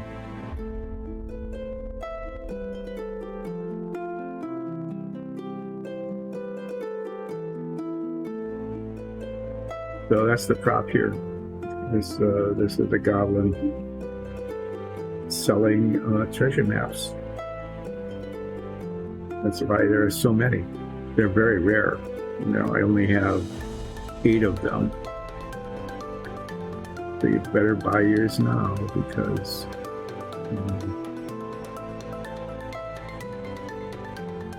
you just go. Okay, well the base coat's coming in pretty well here. I've got this mustardy, orangey kind of gross color. I've got some blue to contrast with it. I need to paint the pants some color that does not match either the blue or the orange. That shouldn't be too hard because both colors don't match anything.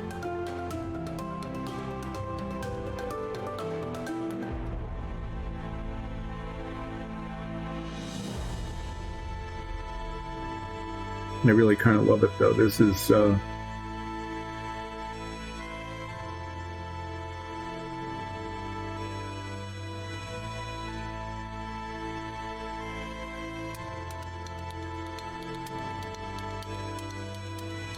This is actually called bronze flesh tone.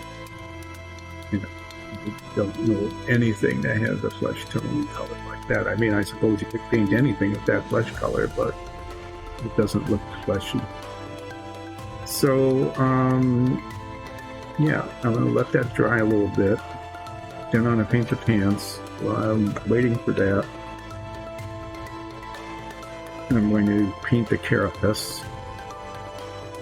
Trying to remember what color I painted the other one. Whatever it was, it took the brown wash really well and showed the texturing, the scaling.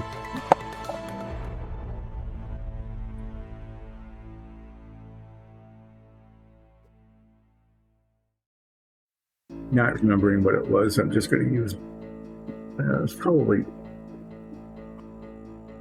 be both.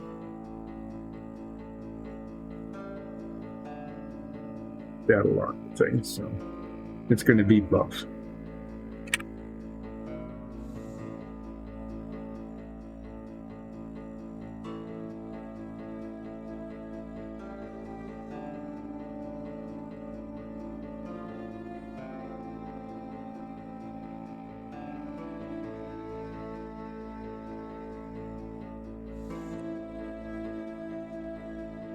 I'm just putting some paint on this carapace thing up here.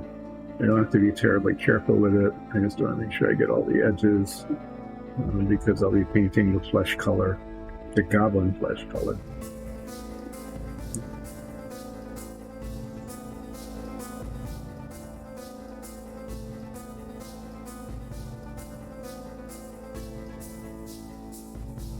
Debating whether this is part of the Goblin itself.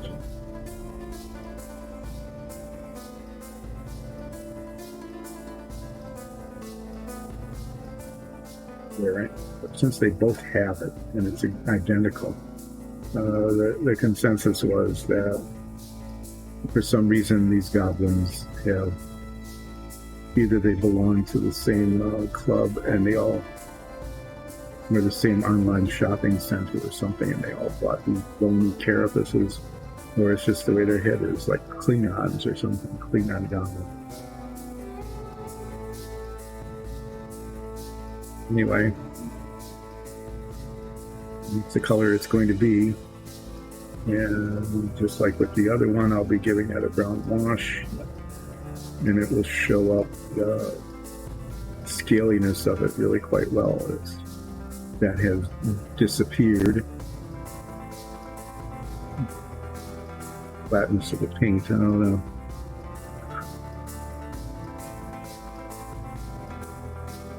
Okay, there's just weirdness here.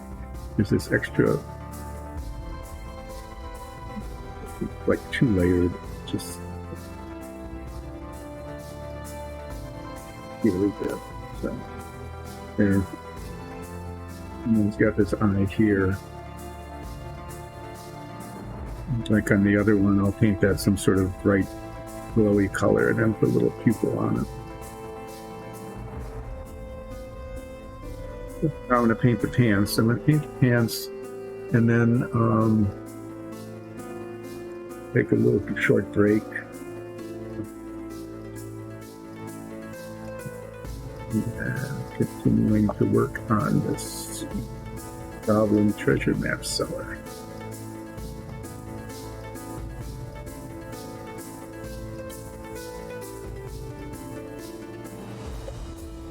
What's the pants do? I'm really tempted to make them red, but I'm not going to do that. I'm going to, yeah, that's the color. My screen up there, it looks, this is a whole lot redder orangey than the other. I've also got this color called Orange Fire, which is again a look. That one's not. Yeah, I might try that. It doesn't seem to cover really well, but the pants look like they're fairly easy to paint. And so if this doesn't work,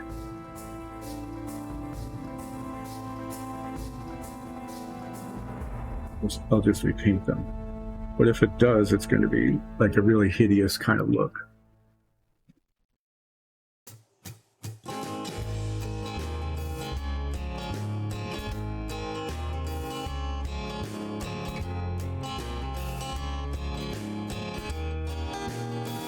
See us stirring this up a little bit more, which I just did. It will make it more effective.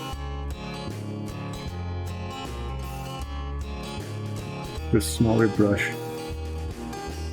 as usual, just to paint the boundary lines, and I'll use a larger brush to fill it in. I'm hoping that it's not quite as translucent and shaken the barb a little bit more than it was earlier when I did the test kit.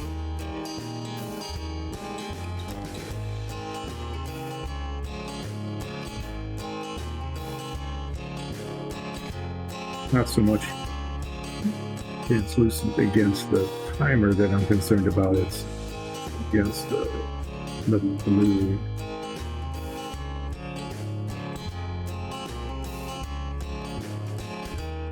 Kind of orange and blue theme. Yeah, but I think it's looking pretty gross.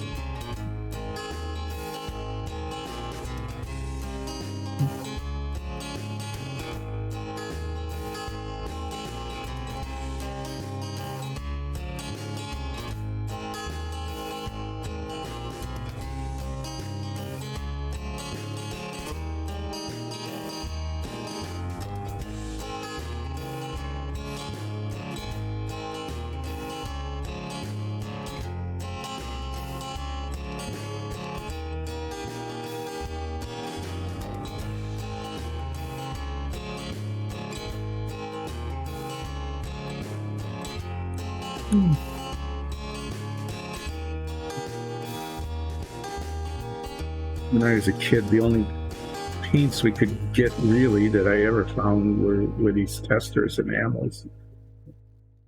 And everything was glossy. There was no choice about it. The silver metallics were really pretty crappy.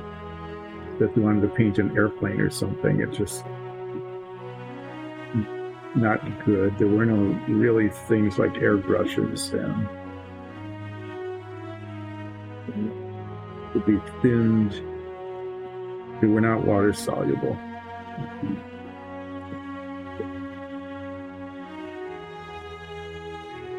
I think I was using whiskey natured alcohol, I think it was. Or maybe it was some sort of paint thinner that we had laying around the house. But anyway, inhaled a whole lot of toxic fumes as I was building my Big Daddy Roth monster models. I did a great job. I had some really well done original Roth monsters, which my mom threw away. She didn't like them. Oh well.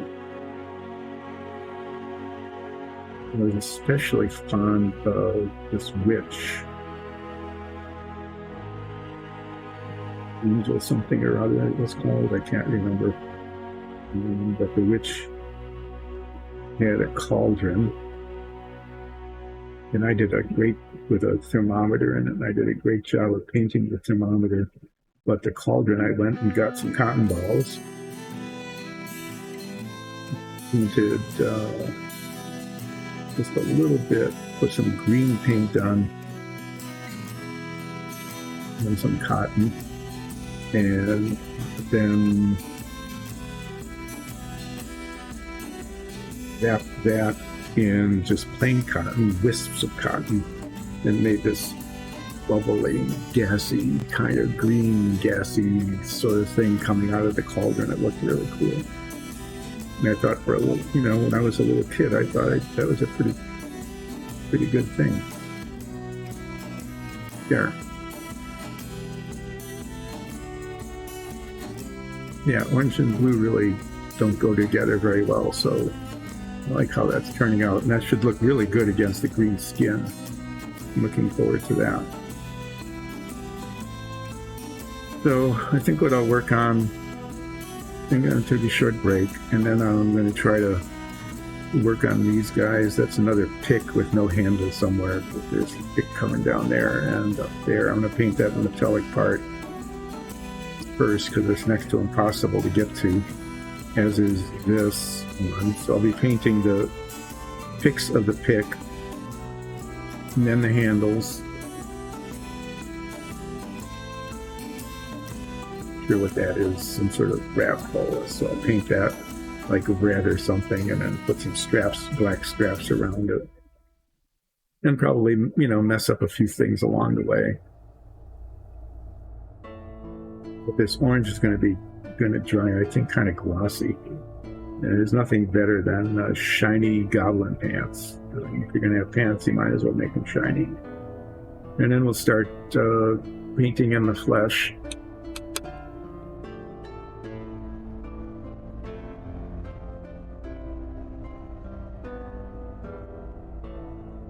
You think this guy is more trustworthy?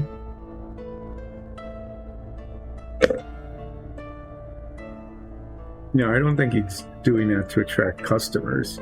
I think he's doing that for one of two reasons, and maybe both. One is that's what he stole or picked up from other people. Okay, I mean, that's just the way that was. Or he actually thinks that that's really good looking.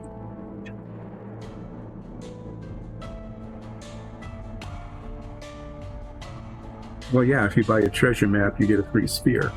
But you have to go to the spear place to pick it up with the voucher that he gives you. Yeah, well, apparently those toxic fumes worked on me. So, yeah, he thinks that's just the way people should dress. Maybe he's trying to do a fashion trend or something, you don't know.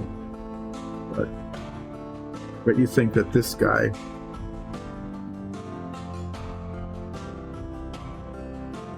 no. I mean, wouldn't you buy a treasure map from him? Really? You wouldn't? I mean, he's got treasure hunting gear.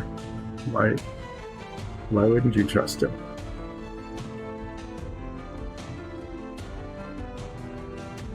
His gestures, you know. Yeah, definitely, that's what he is. So I need to take a short break, and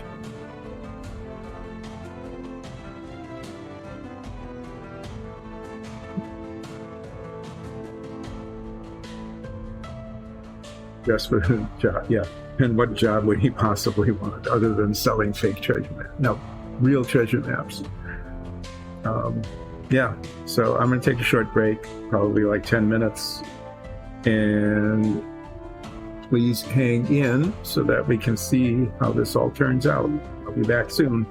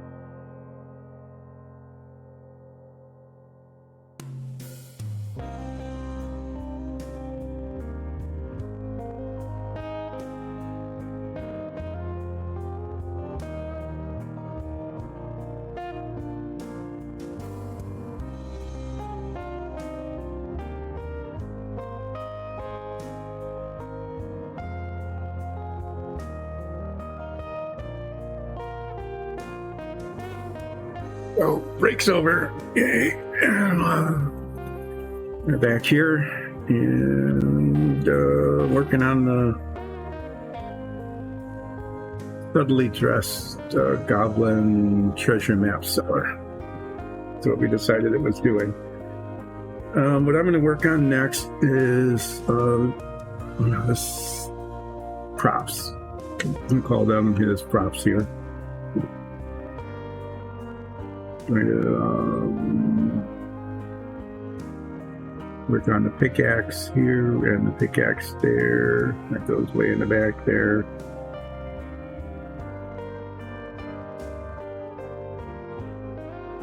Do some metallic work on that. To do a strap. It's holding it on. We got a stick there. So there's a bunch of colors. And then this little ball thing, whatever that is. The straps there. I think I'll just start with that.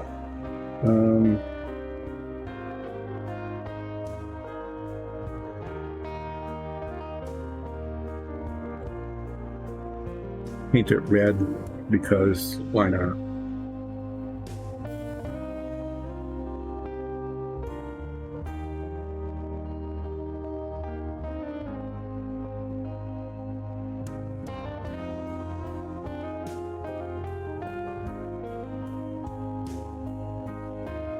Batman, you don't want to be a demon summoning when you're doing a Batman.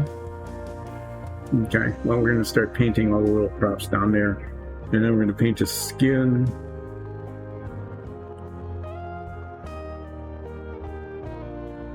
And then do some washing and just see if I can just see how it goes.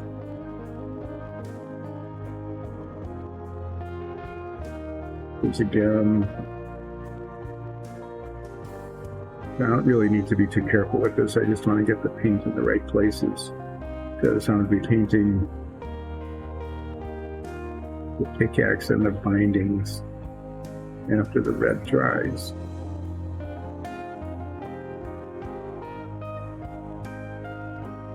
Scroll. I want to paint the scroll. Every once in a while, I'll just like misunderstand what I'm painting and then paint over. Paint over a spot that I didn't want. I did that on this guy, where I started painting his pants, and I just kept painting right over that little flat thing.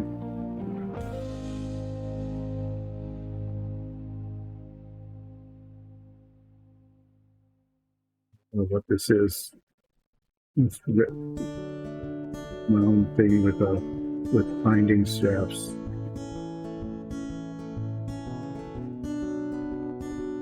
I have no clue really what it was supposed to be. So I'm gonna make it a bomb. It's like either for blasting thingies, why not? Blast straps on it. That will show up after this flat paint. Now that orange in the pants, it's not really a gloss paint, but it's pretty shiny. And I think we'll just pretend that what he's got there are shiny orange leather pants.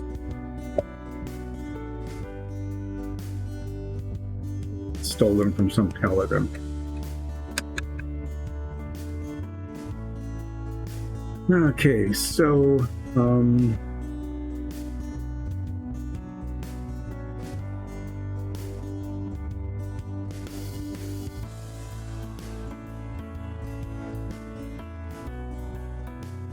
look at it again and then decide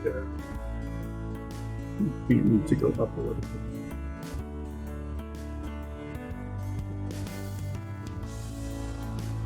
Paint the handle. Not much to this handle. It just goes up here and down here, and then there's a strap that holds it on. Good grief, this red. Oh, there's a dot down here that didn't get painted. I'm having trouble with the red paint.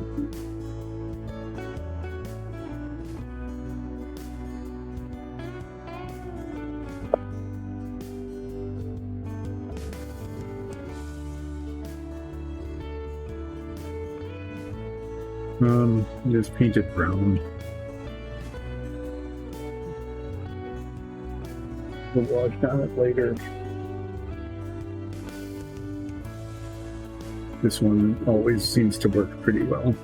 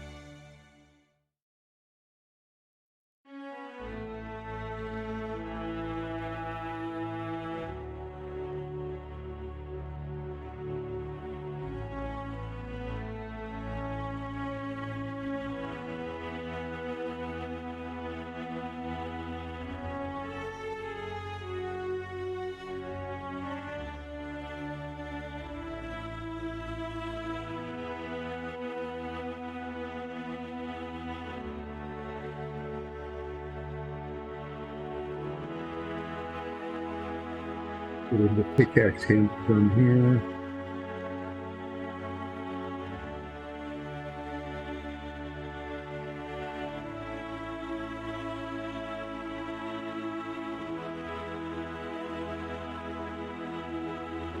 Full rotations to get the different angles on it.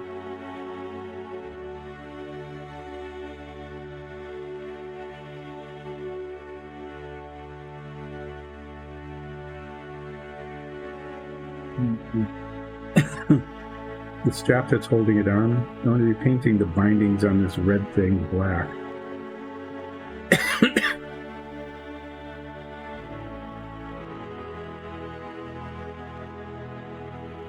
Just carry that over.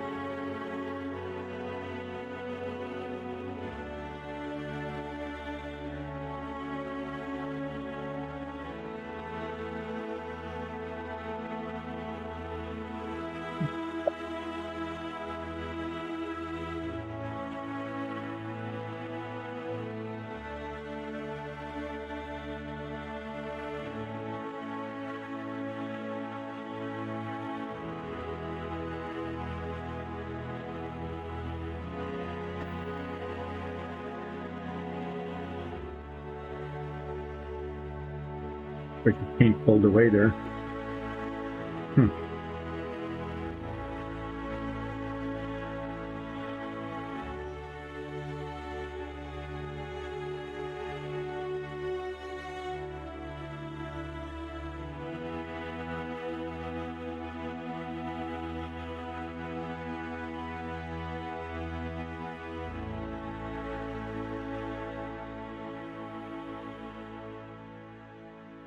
Okay, well, got that covered. Let's see.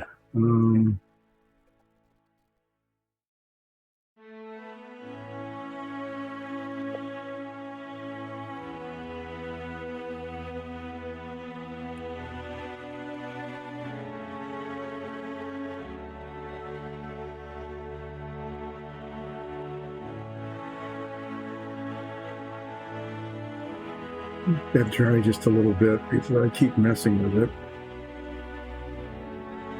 Looks like I can paint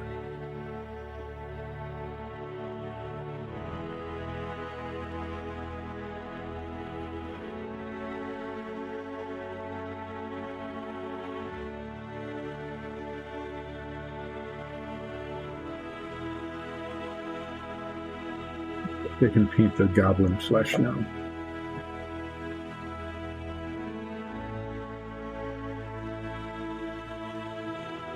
Let's get that going while the rest is, all the props are drying. Everything is touching everything else there.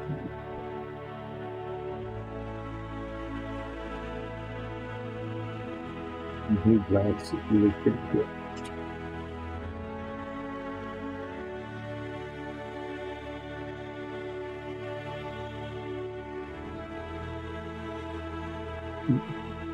Three different kinds of blacks. Got the Tamiya black, which isn't bad. The game colored black, which is shiny, and then this model color Viejo black is really, that's a really nice dark color. This is glossy and doesn't cover well, and the Tamiya black, it's a little bit thin, but this model color black is really pretty good. I'm going to use touches of that. But right now, I'm going to be painting the Goblin Flesh.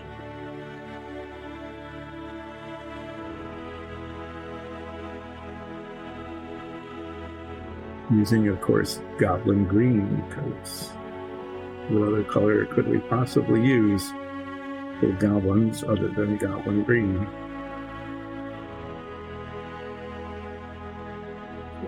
Start up here at this fairly difficult spot. It's hard.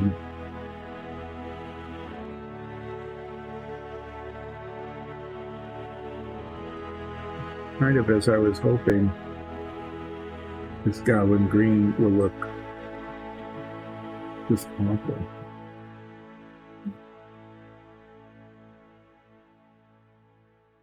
In contact with these oranges.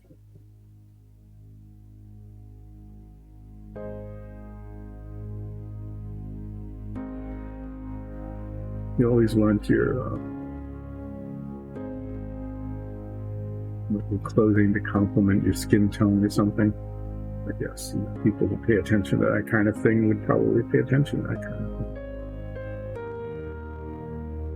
And this Goblin definitely pays attention to that because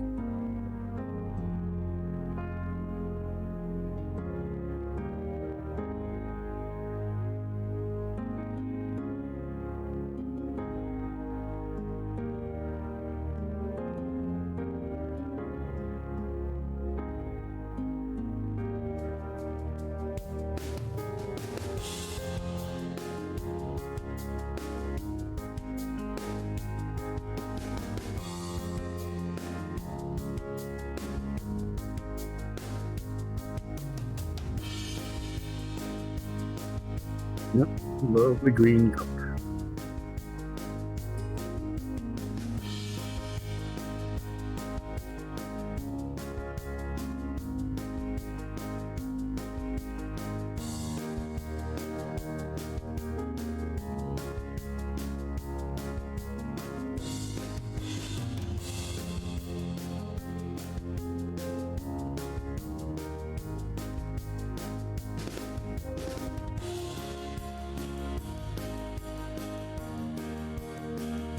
You know, against this green, those bronze armbands, they look downright tasteful.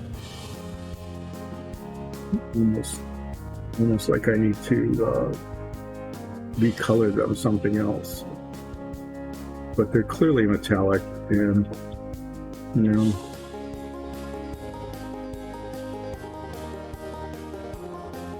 better than painting like bright gold.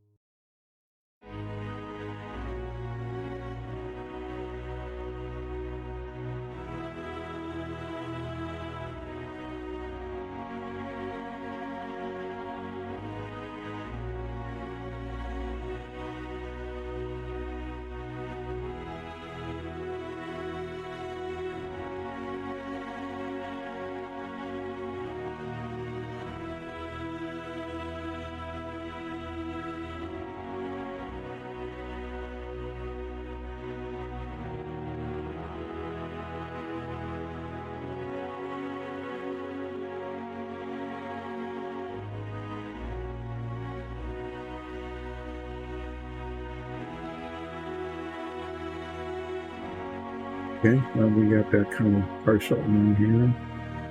Now we'll do the hands. And we will do hand. We will do the gesturing here. Come buy my stuff. I am such a trustworthy goblin. Yeah.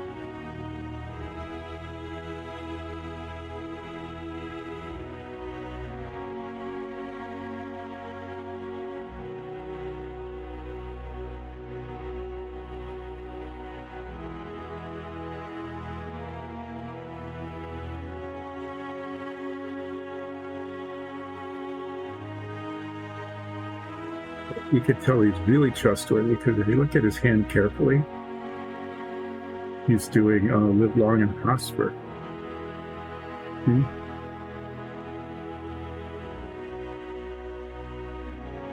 And so what could be more trustworthy than that? Because everybody knows what that means. Of course, as a goblin gesture, it might mean something. It might mean something different than that, but that's how he's holding his hands out. You got it upside down. Usually you do it, like that. Not like this. There.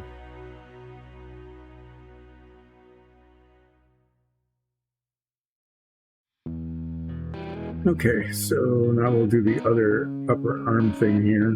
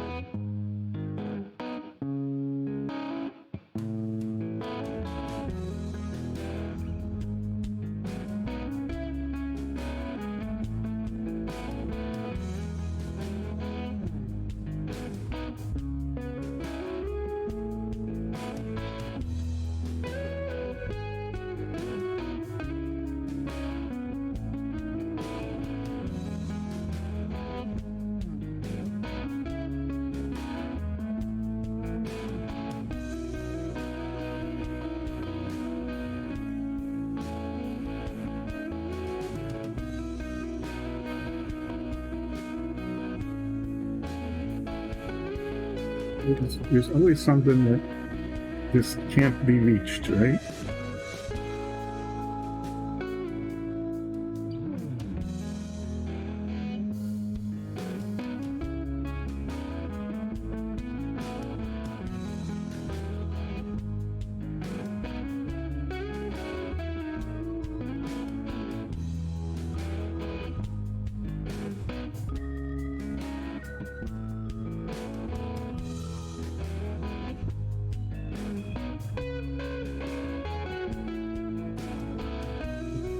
Okay. I'll do this part of the arm.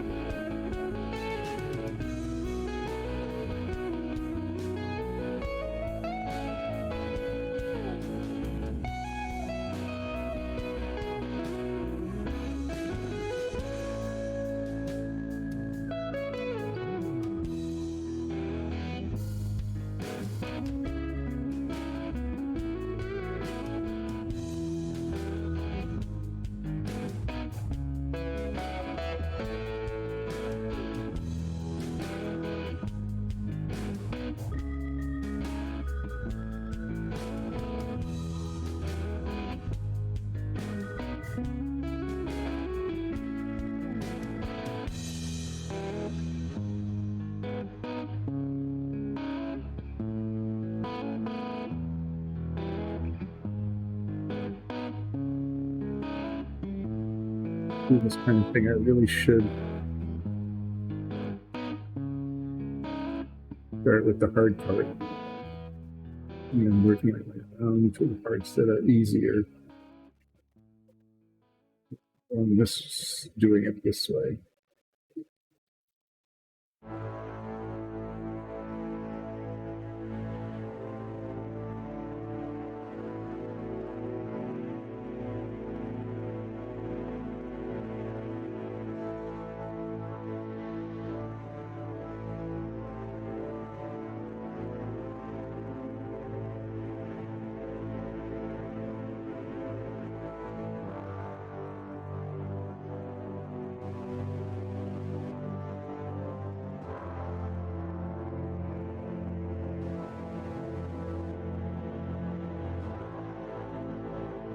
Okay, we'll be a little more careful in this hand because he's the one that's holding, or at least for sale, treasure map.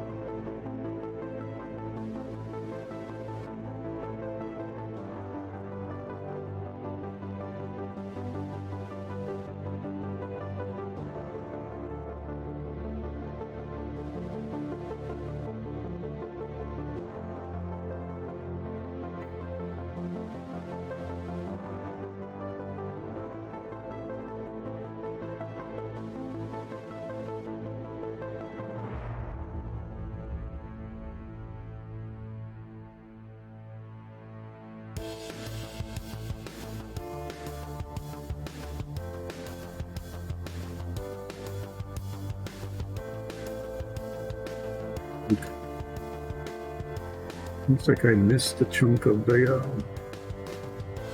bands under here. I think the whole bottom part is not painted. I need to get that metallic out again, the bronze color, and do my best to fill that in.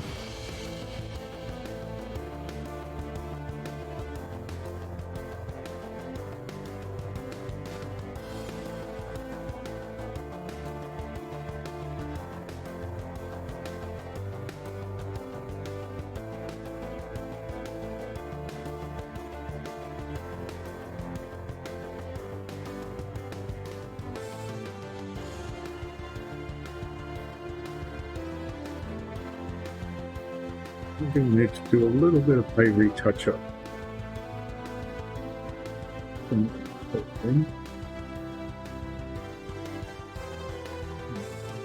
Wash it with some color there that isn't bright ivory.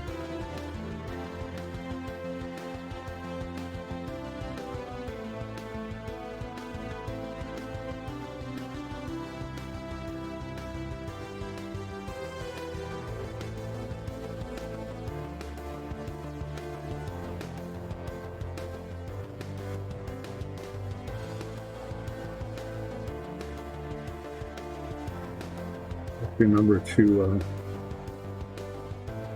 touch up that bronze part that's not painted a little bit later.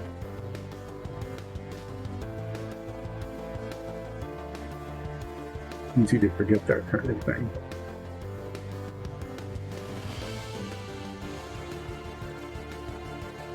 Yeah.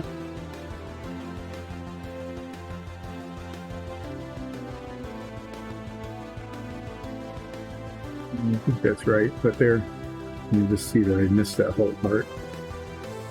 Okay, well, let's start doing the head.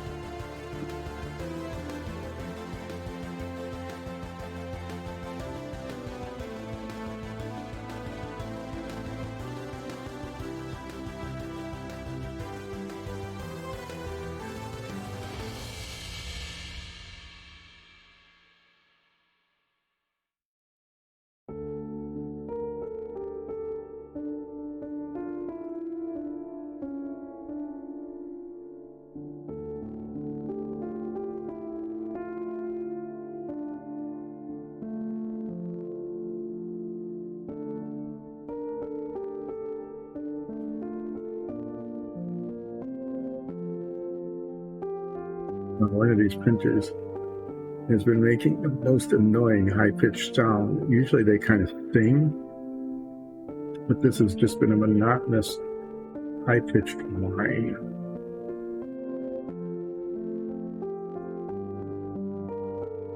If I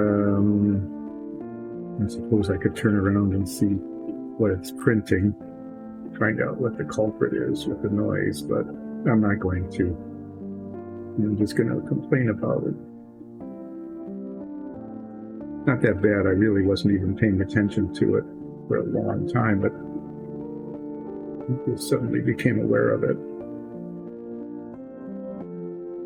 But it's different than it usually sounds.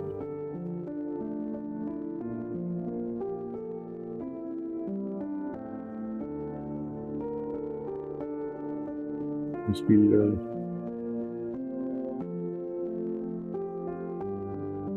kind of thing that's printing right now. But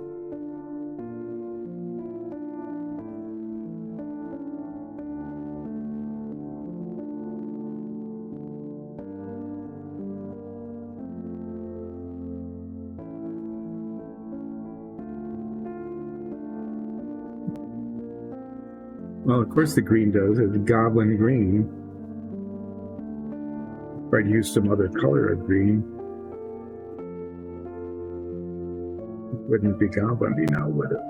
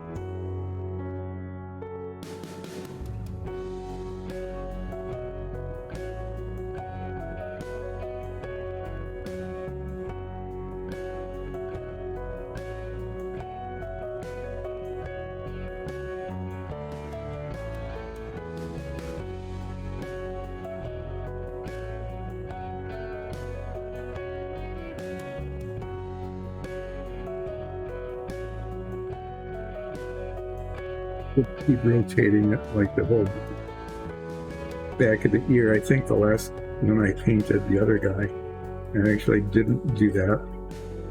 And I discovered near the, just about when I was, thinking about starting to do wash on the thing, the whole back of the ear hadn't been painted.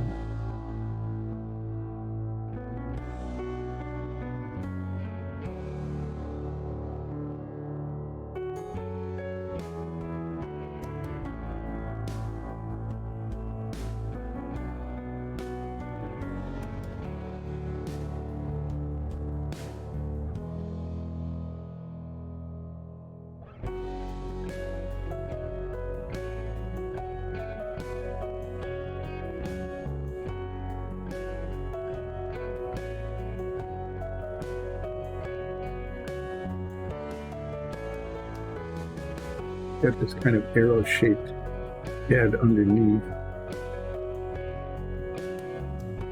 Interesting.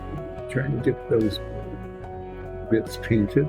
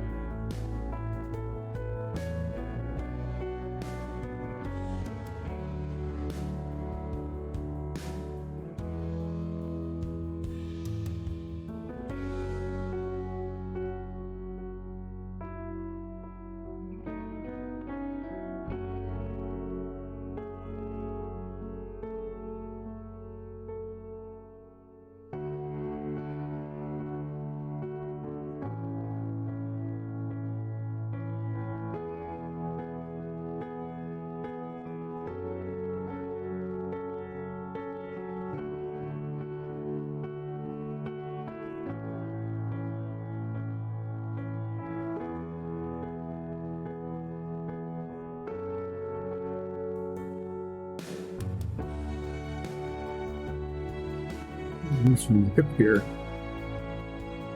Okay, well, we're getting around to it here.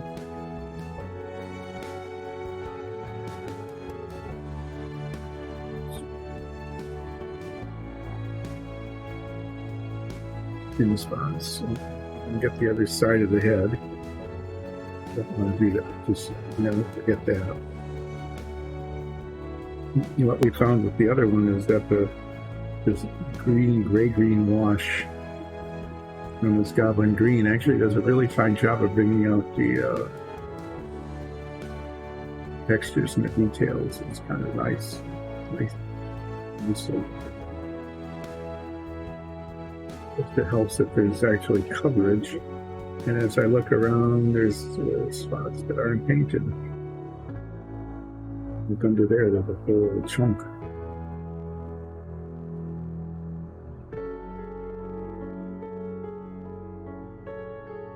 And we'll just keep turning this.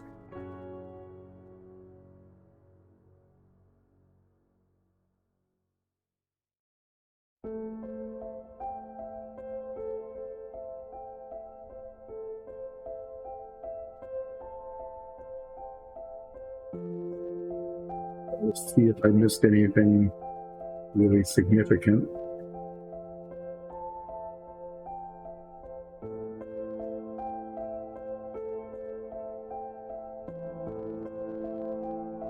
Just right there, trying to touch up and manage to touch that. Well, I have to get the bronze out anyway to get that thing, that part that I missed. So I'm going to try to remember to touch that up.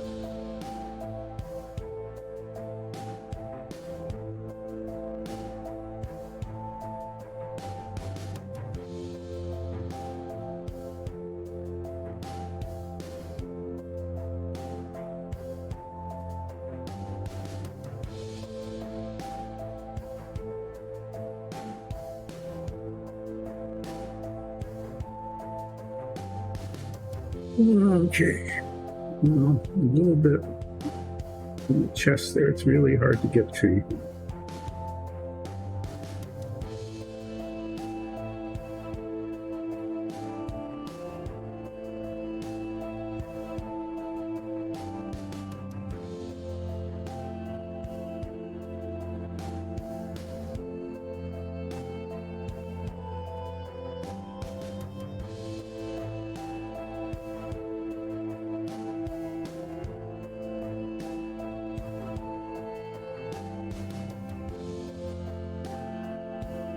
Some of the light blue that I'll touch up. Let's do the feet now.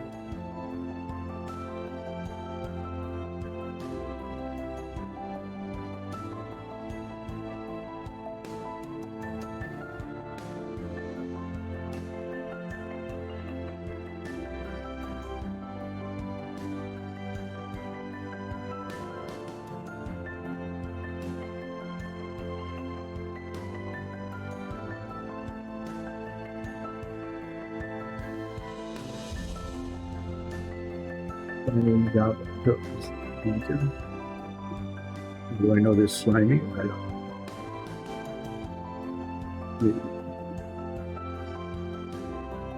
Maybe they're not. Maybe they're just rough and callousy.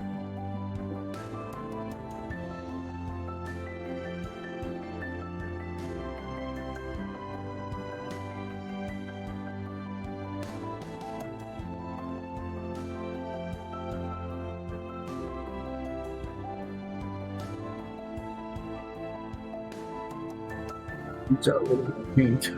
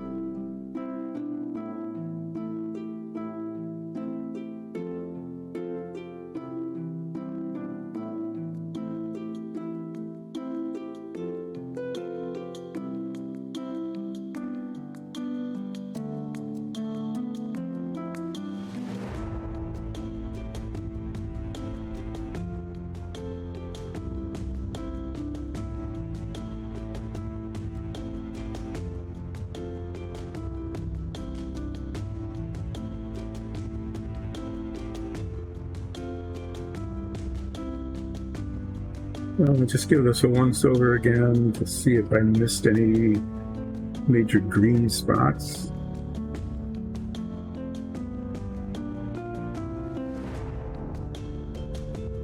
And we're here.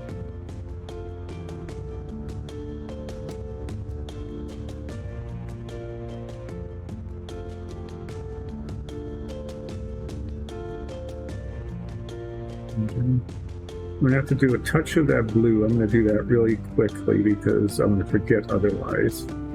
And then fix the bangles. There's some spots that need that bronze color back again. And then I'm going to finish up on the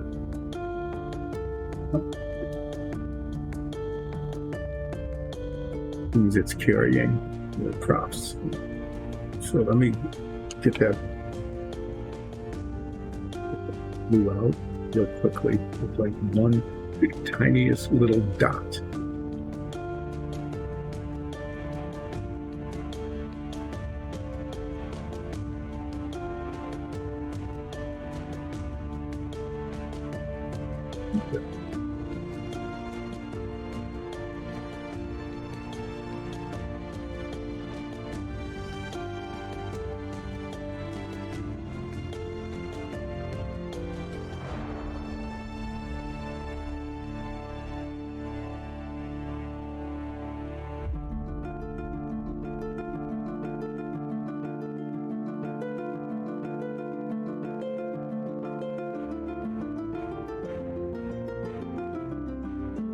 I can see if there's, since I have this paint out, whether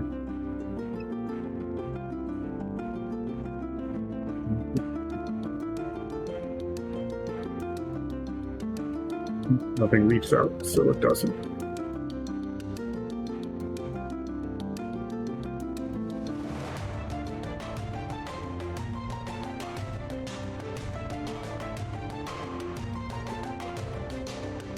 This brush. Great.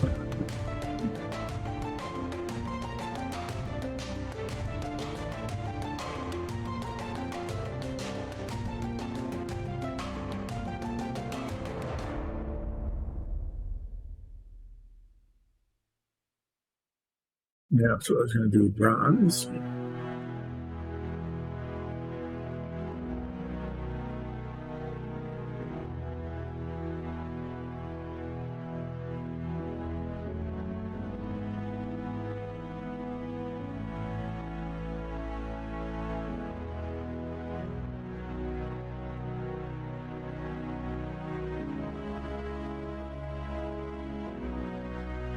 This brush.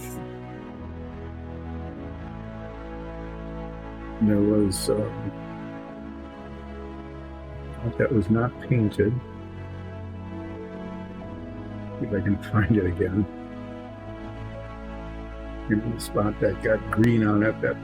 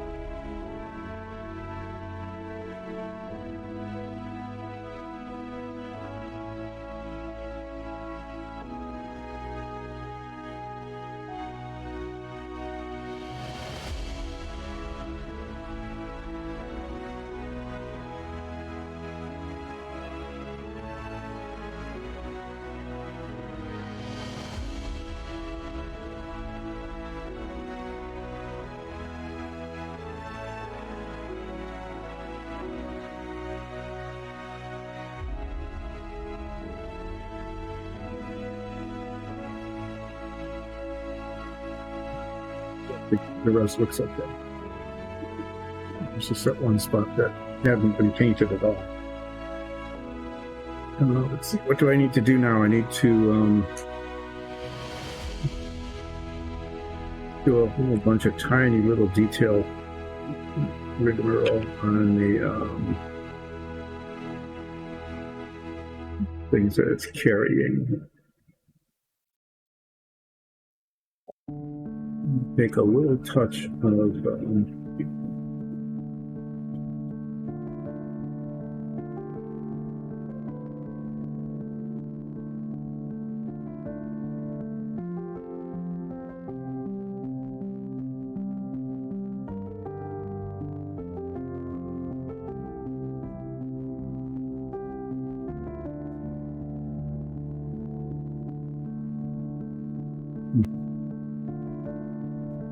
handle. Must have touched it.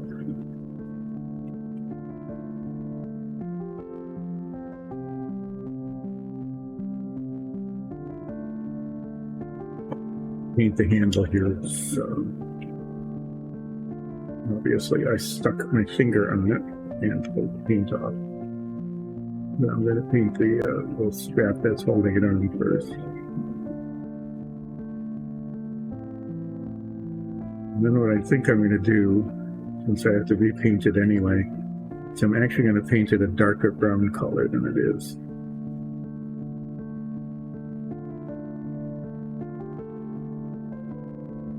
Goes up a little better.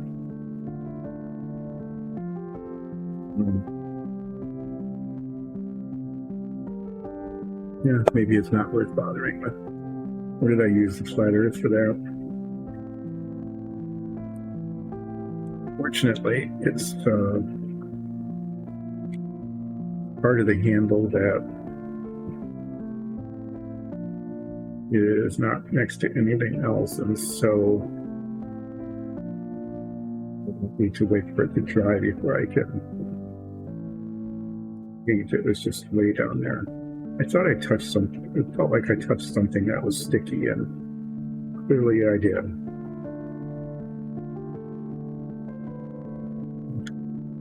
There's two like pickaxe blades here. I'm going to paint them slightly different metal tones. I'm going to paint the underneath one here a brighter color.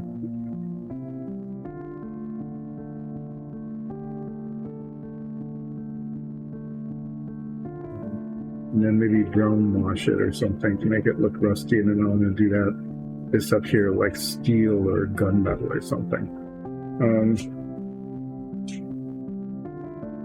Several different silvers now.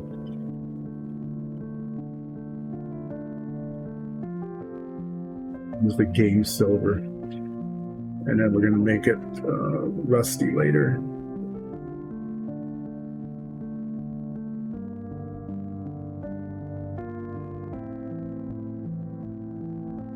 Painted this way early on.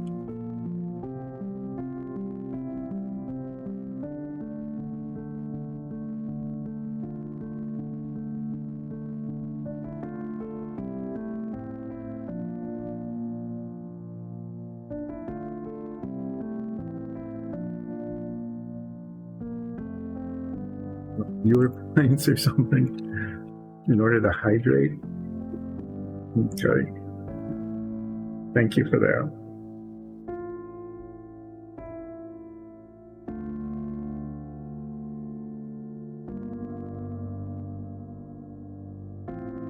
It's such a pain to get here. I'm going to giving the impression of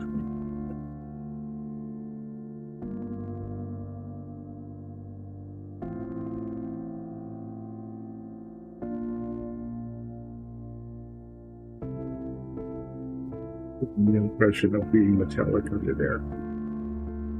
It's just too much of a pain to be precise.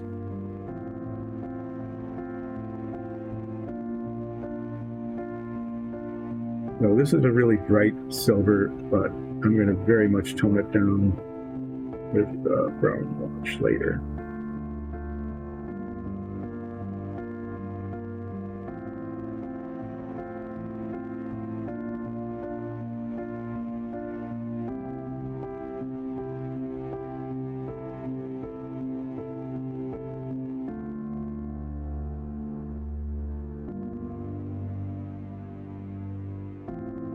Just getting it everywhere. What a mess. Yeah.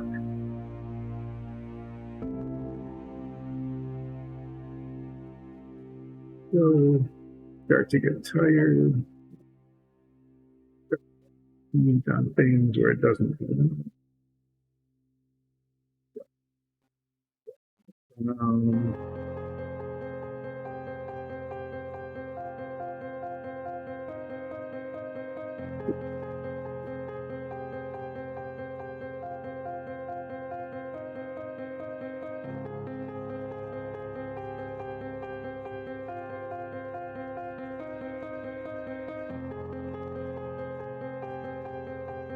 Okay.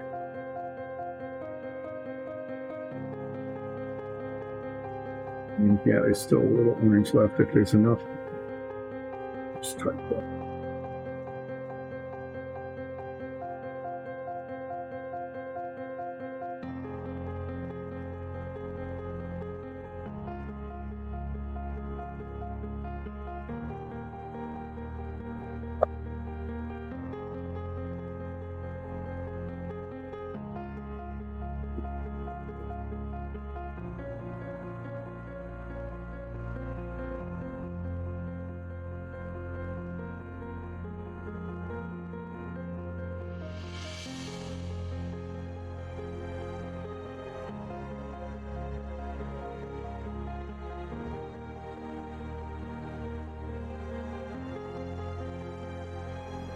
Oh, that red that never even got painted.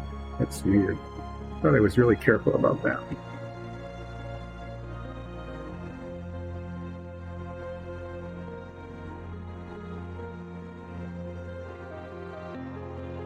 Looked a little bit like I had gotten a silver on it, but when I put the model over,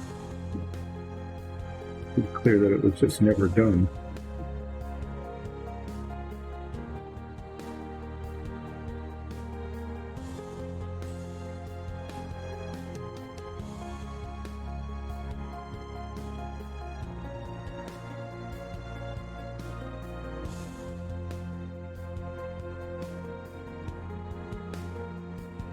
Try again before I paint the strapping on it, but I can get the blades of the other pickaxe bits.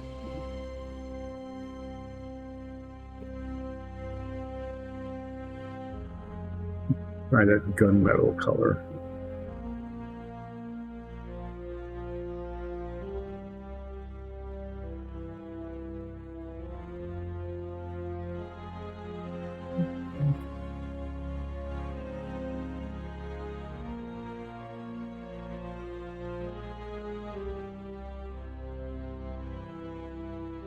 It's a little bit like the steel that we use. The AO metallics.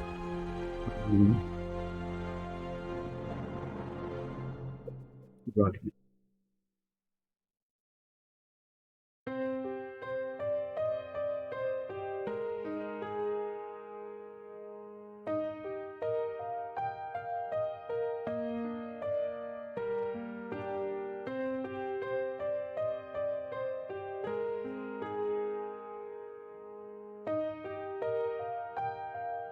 Just using this darker metallic here just to differentiate this one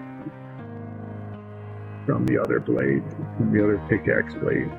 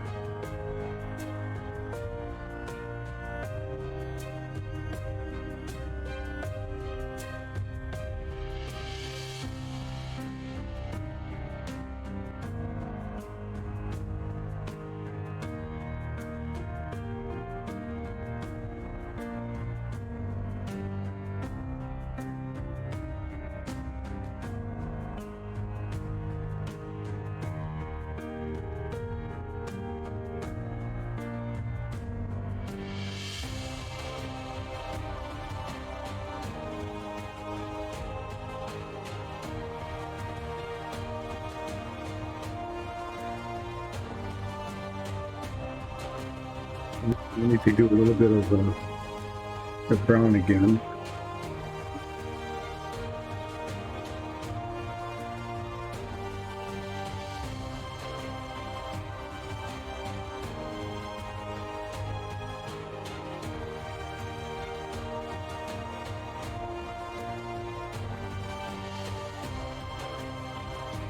The splatter. I had done it before, but I have missed something. So we'll just sort of mix the colors together here. What the heck? It's all going to get washed. It'll all come out in the wash anyway.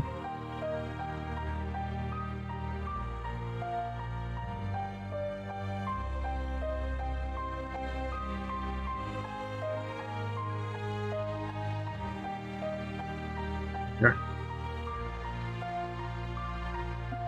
Now,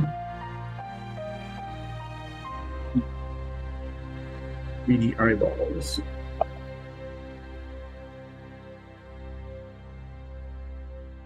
I used this kind of yellow color on this one. That wasn't bad. It shows up real nicely against the green.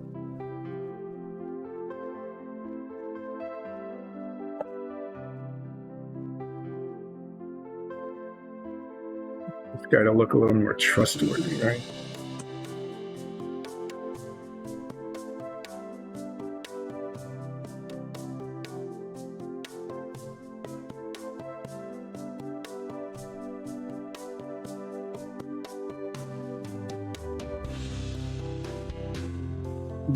I'm just going to use ivory, I guess.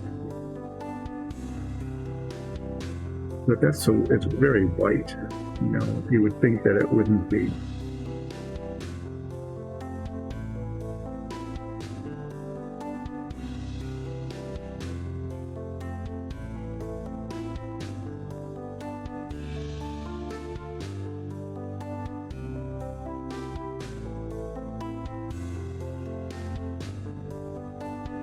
Let's use this color.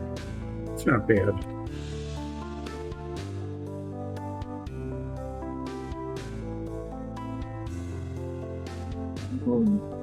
Yeah, you know, an albino goblin would have been pretty cool. But I've already painted him green. I'm not going to redo it. I'm lazy. But the next time we have a goblin, that would be something else.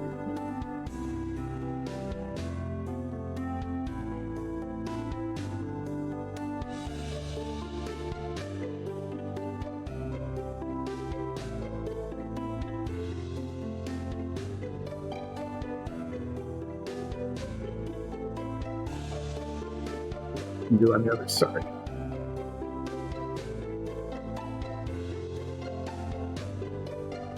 Find it.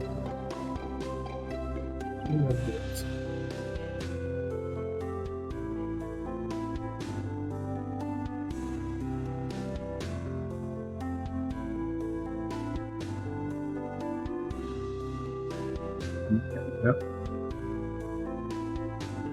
This spot there that I don't want it.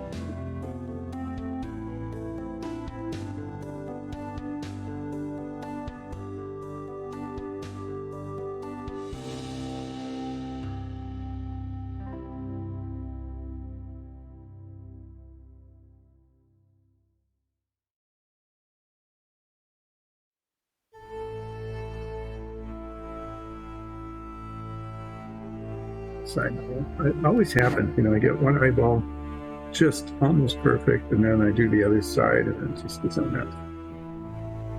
Then I get the green out and just do a whole lot of touching up around the edge and just a little bit and let it dry for a second. And while I'm letting that dry, I'm going to do a mappy thing on here.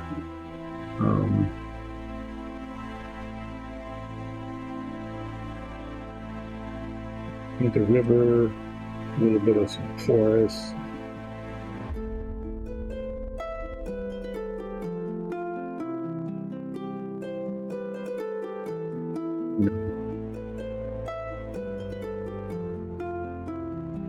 Nikki He paints and draws when I don't. Really amazing things with faces. He's much more talented.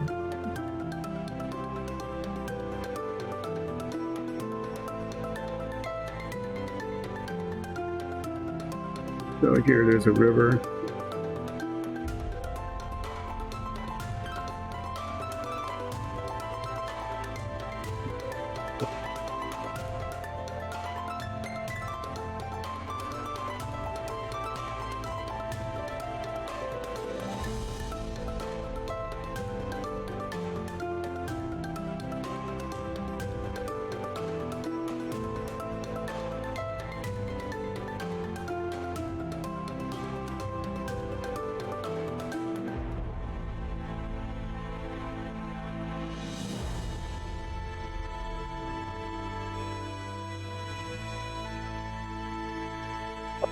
Yeah. And then there needs to be some trees.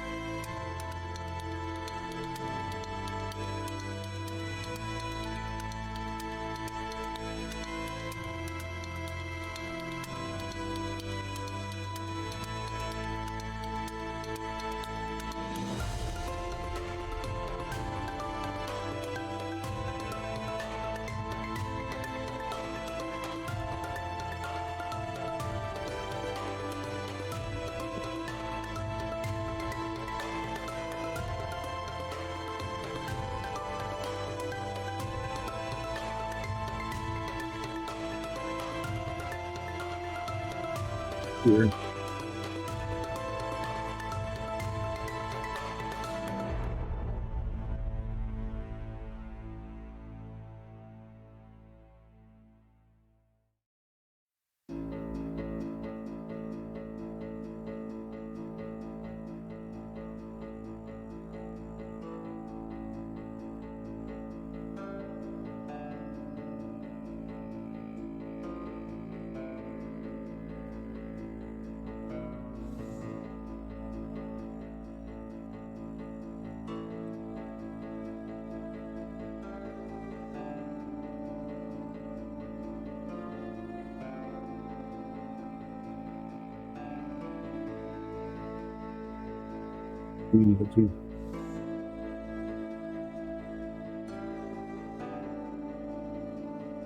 See how this works. Kind of a farm field here, maybe.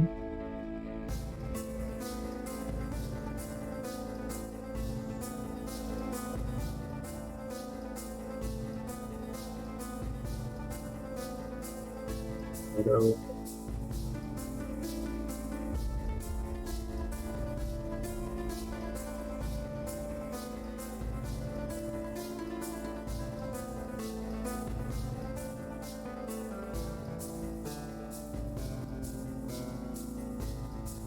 so that doesn't look too bad. I think I might just leave that alone. Yeah. We'll get the black out anyway. Need the bindings on the little bomb or whatever that red thing is that you're carrying.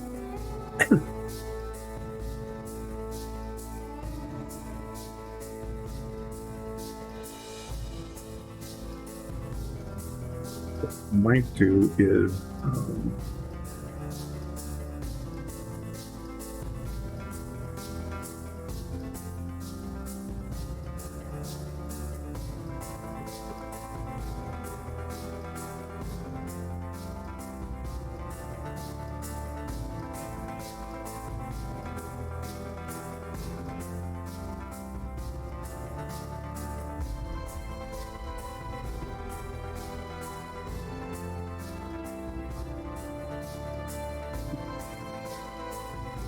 give it a little texture.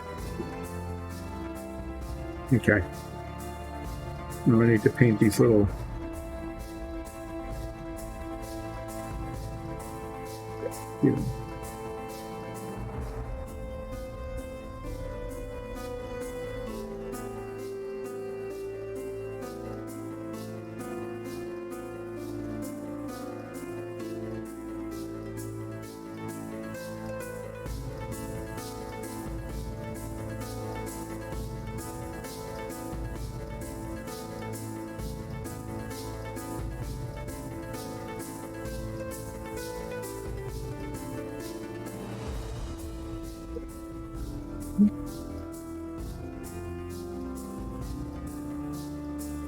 We may have to do some bed touch up there. Let's let it dry and then come back and do some spots of red right in the corner there. Now, if this is true to the color chart that I made,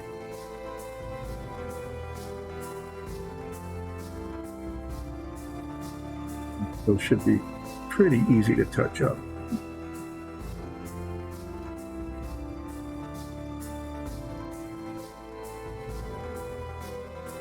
Yeah, there was just liquid, and as soon as I touched it, it ran all over the place.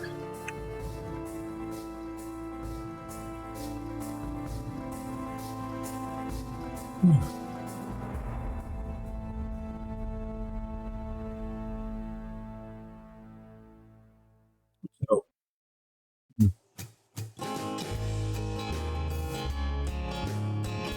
while drying, and I wait for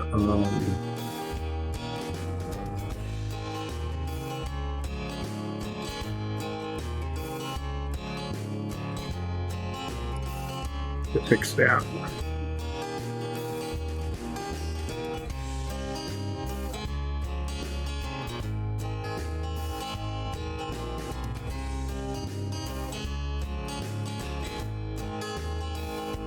The other one kind of round on the bottom and flat on top. Try to get the same effect on this side.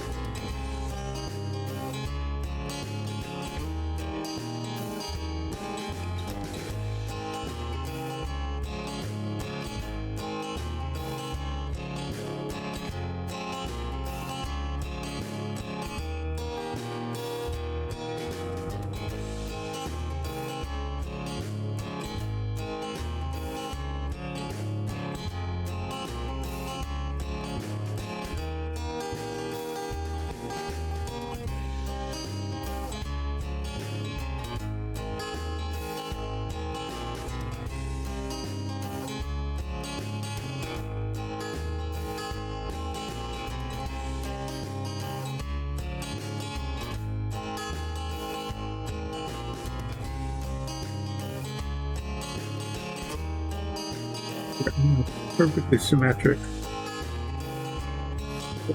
Pretty close.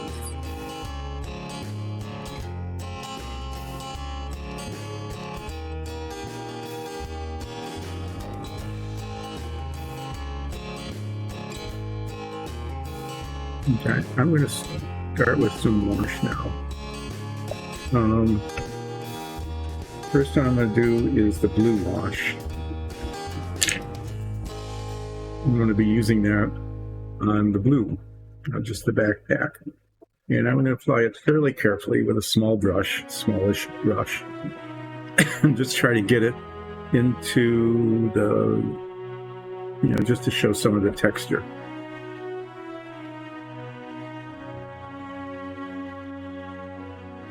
This on the light blue before, and it looks okay. It works pretty well. It works even better when I find it. Gray.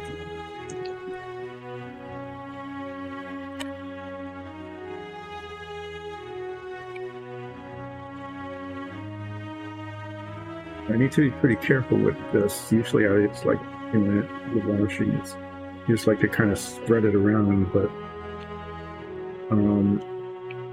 so much of this is touching other colors that I want to be kind of careful with it.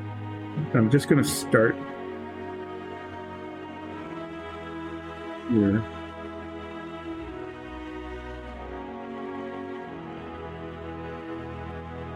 Get it onto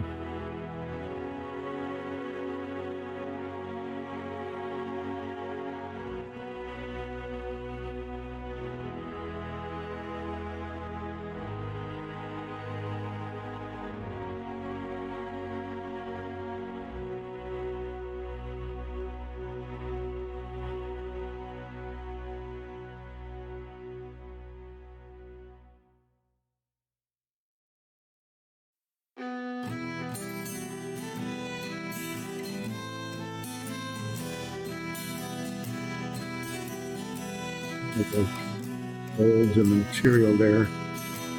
And I just wanted to lay down into the folds.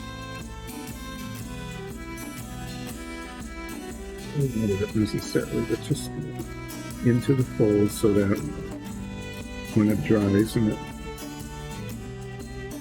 it's a while to do that, it fills them.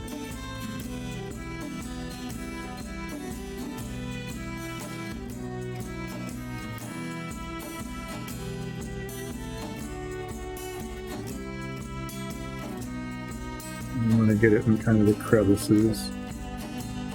You can see the shadows, kind of. Maybe just a little wear and tear.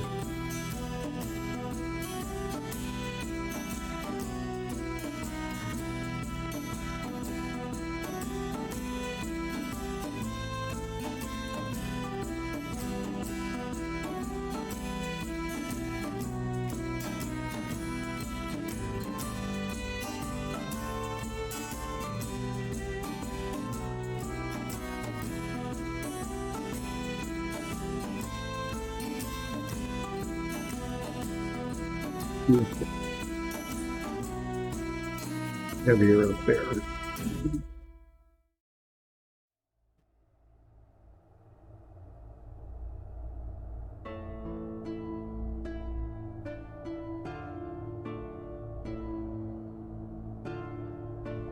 This gives it a little bit of shading, cuts down on the monochronicity.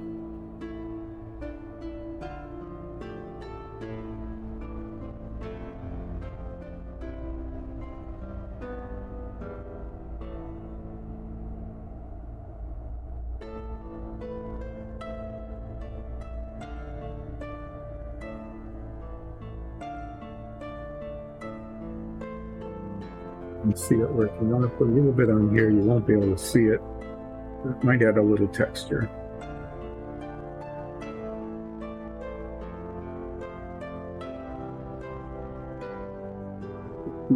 It does some good here in just bringing out all the little wrinkles and holes and bends.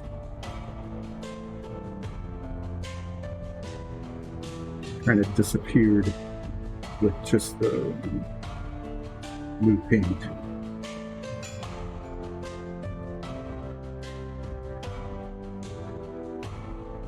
Okay, so that's kind of working okay. What I'm going to do next is I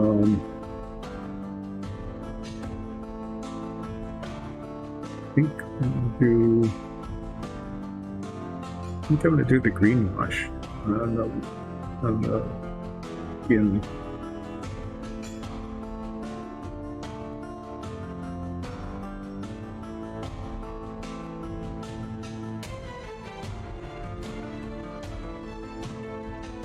Weird, I can only see it from one angle.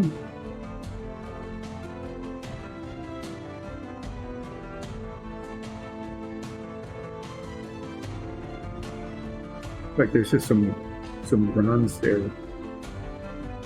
It's I could only see as I was rotating it, right at the top of that arm down.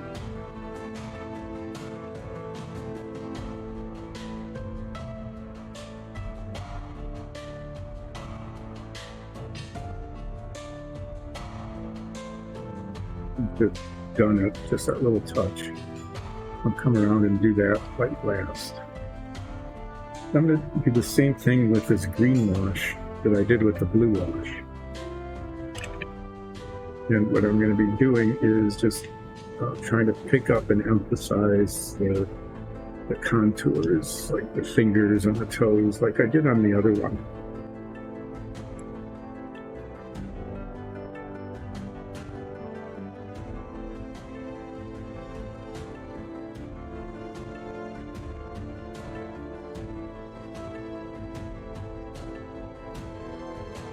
And he collects in the low spots. There's the cragginess of the skin.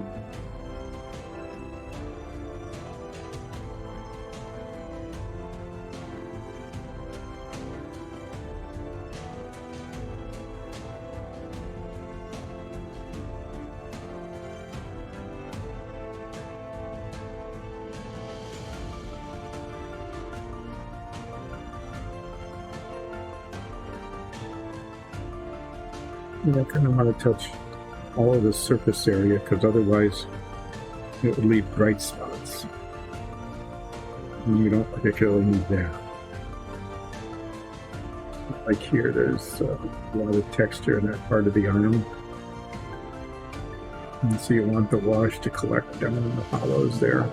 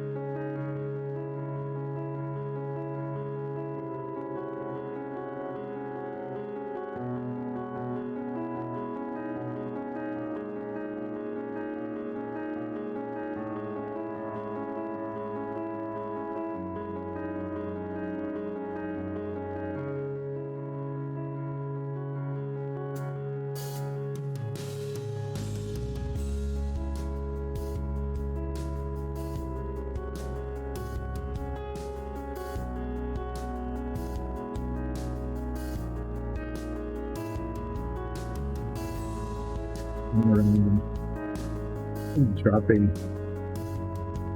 that in and spreading it to pick up on things like that.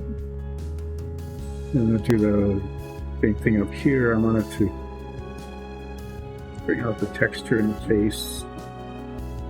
There's a lot of cragginess there. I don't want to get it on the eye. I do want it in the ear. Be a little cautious about using it here.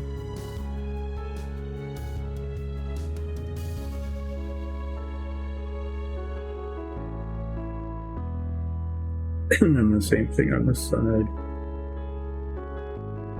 Fair amount under it. Here to show the legginess and then get it into the ear.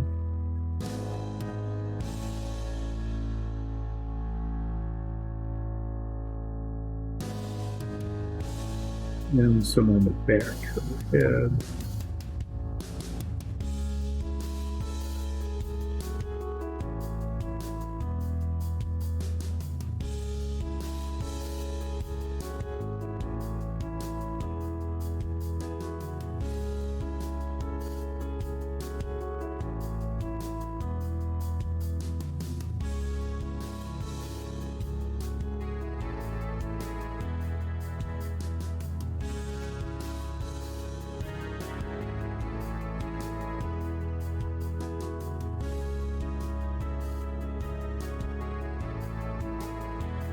And I think that's getting a pretty, I got that. Feet are looking decent. Okay. Now I'm going to be using some brown wash now. Yeah. Use that in a few places. Up here on the carapace, it makes a big difference. So I'm going to start up there. And then I'm going to do the shirt. So I was going to brown wash that. Okay. Now I have to be careful because just little bits of it all over the place. But work on that. And I want a fair amount of it on this blade and the handle because I want to make that look kind of rusty. So I'm going to use the dark brown.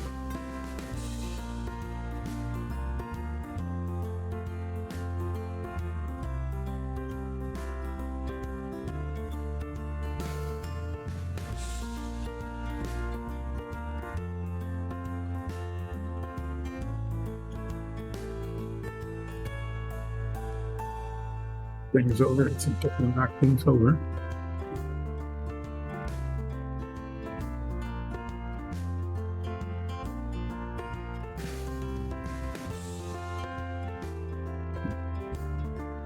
Quite a lot on here. If you change the color, you get into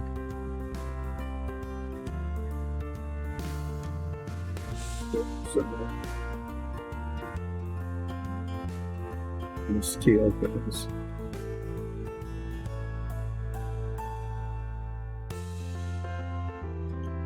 That was, see, all of a sudden they reappeared.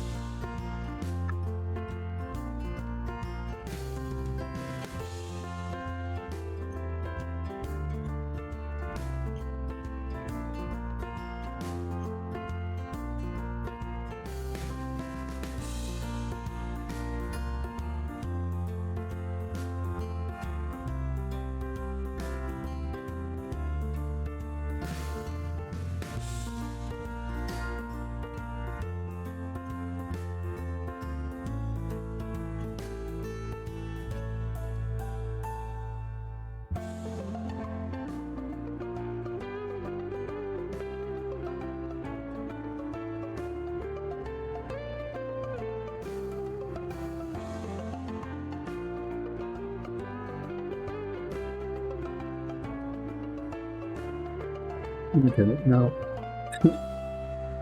I'm going to put it on the shirt.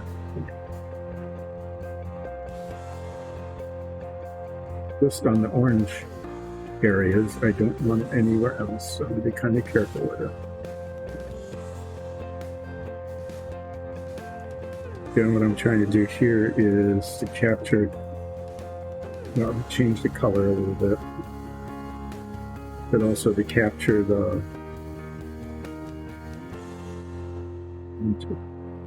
in the shirt.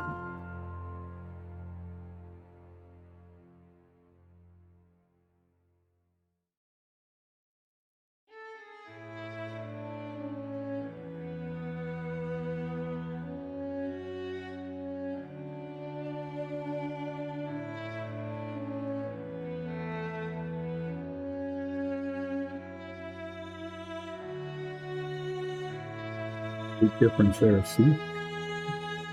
You didn't see them before, but now you can see the folds. Just a little bit down here, I need to get that basically for the color change. Keep the colors consistent. Then we'll come around to this side, there's a lot of folds here. And I want those to pop up.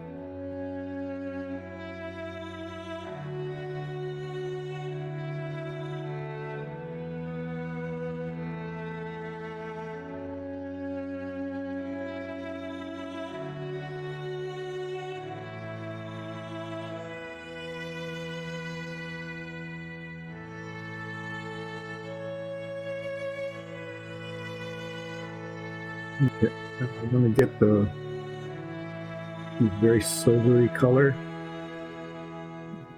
Fair amount of brown on that. And it doesn't much matter here because I'm putting it on the handle as well. The only tricky part is back in here.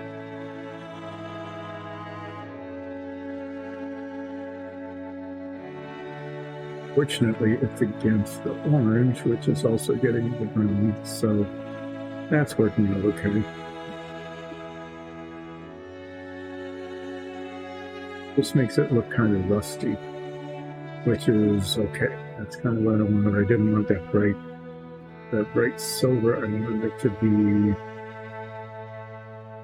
dyed a little bit.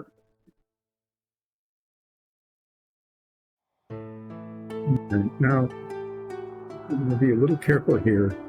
I'm putting little bits of it on these scrolls.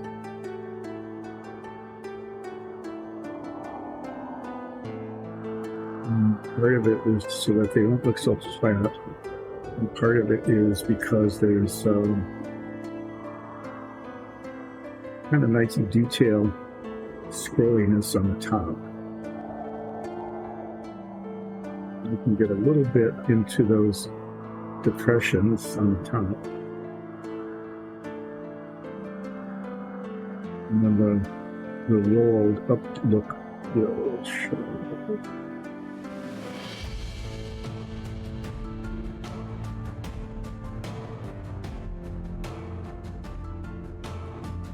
Little touches of it on these skulls, just so that they're not so flat. Using very much.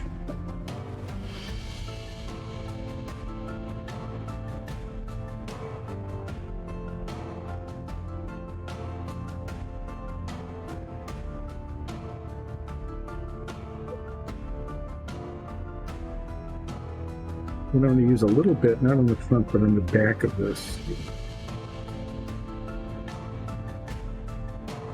And the edges of the one that's holding.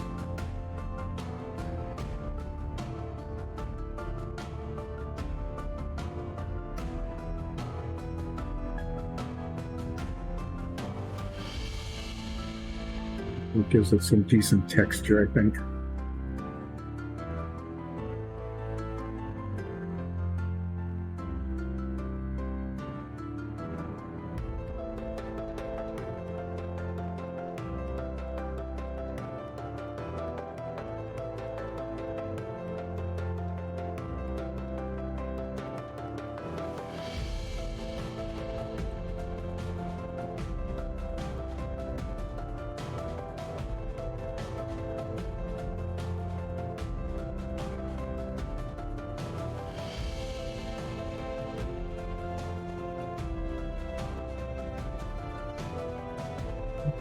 I think that's worked pretty well. Just about every place I put it. So as I noticed, there's a little spot up here. That is the wrong color, and I don't remember what color I painted that one.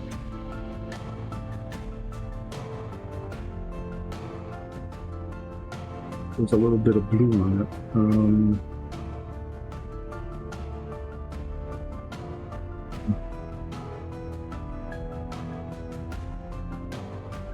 Maybe I'm just going to paint it dark.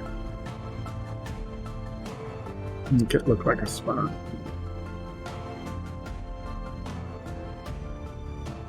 Stain of some sort, maybe. Because I don't want to do it over. Let's see.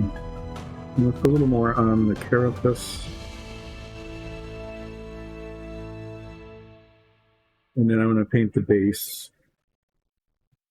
And then put on the eyeball.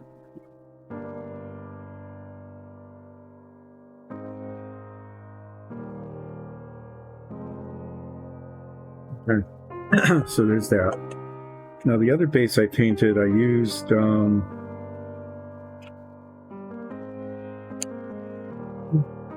of blue with a black wash in it. That looks good, so I'm going to do that again. Peel the blue.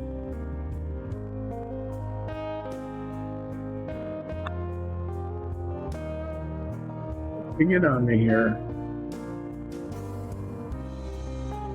Now, this guy I'm going to use a brown base. I'm just going to use Beastie Brown with a brown wash. I think it would look better this time. I just need to find the Beastie Brown.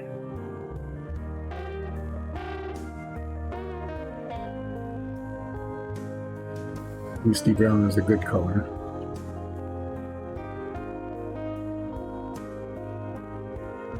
And if I can't find Beastie Brown, I will end up using Red Brown.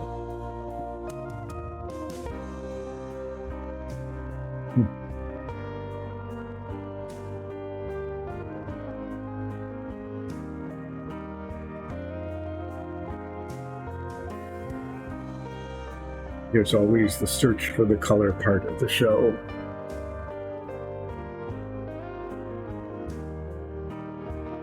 I know I had used it earlier.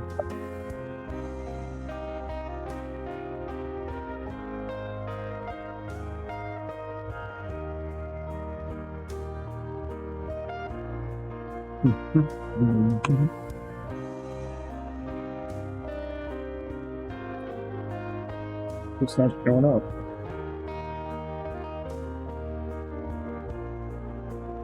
I'm just using background.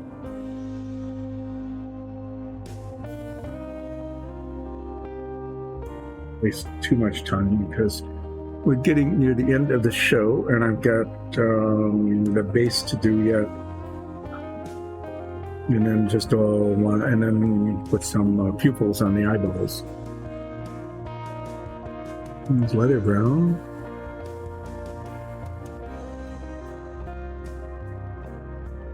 I expect it is a brownish color. Okay, well, I'm just not finding it, so I'm going to do this tiny bit of red touch-up, and then maybe it will pop back into view. You might recall that the black just extended a little too far there. I'll do my best.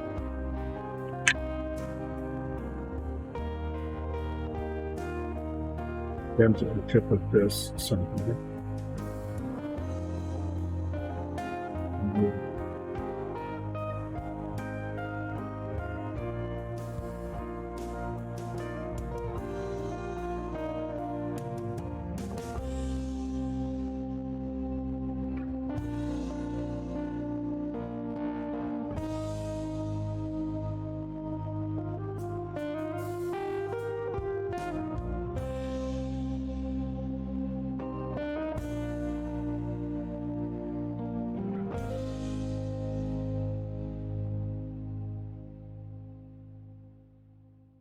Perfect, but it looks better. Straighten out that brush at the same time. Wasn't good. When I bumped things, it got bumped. Yeasty brown. It looks almost orange. But it'll look really good with this smoky ink.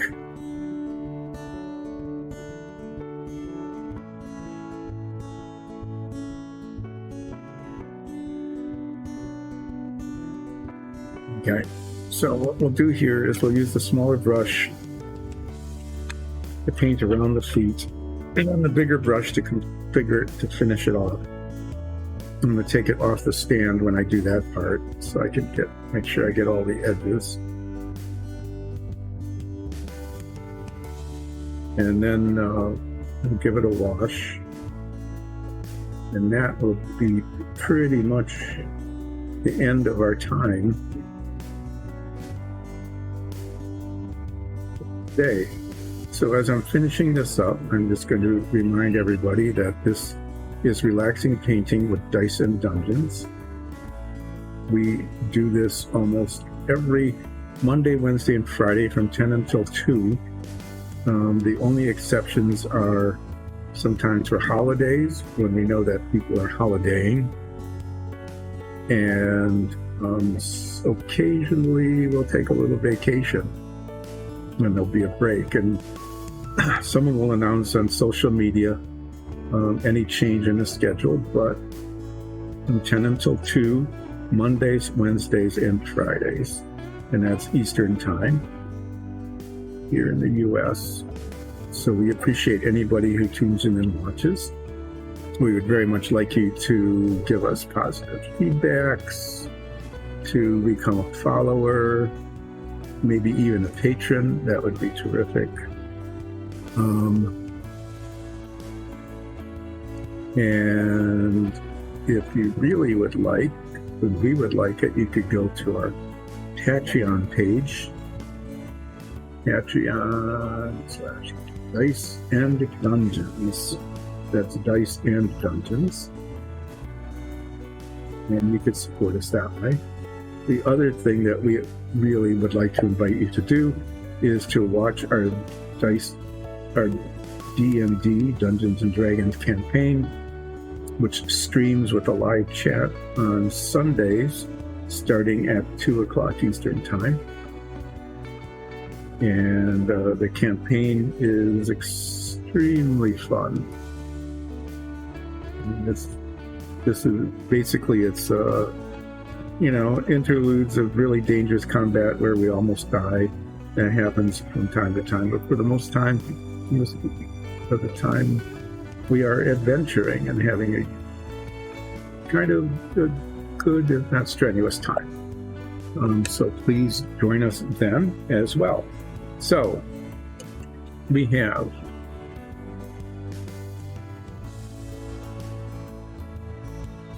relaxing painting, sometimes actual painting, sometimes drawing, as we're getting you to draw pictures of our level 5 characters, Mondays, Wednesdays, and Fridays from 10 until 2, and our Dungeons and Dragons campaign, Sundays at 2.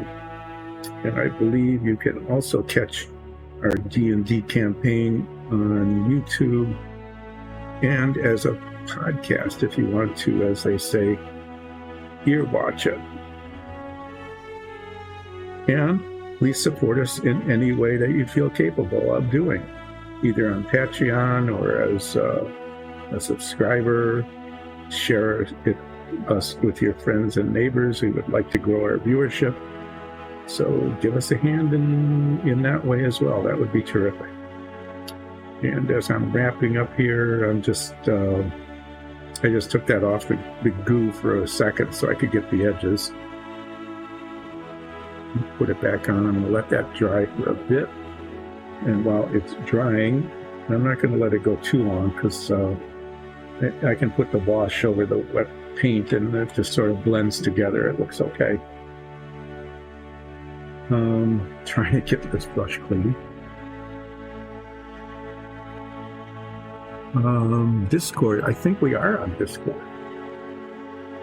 You know, I'm not the tech person, so I'm not quite sure where we all are. Is Ophala still on?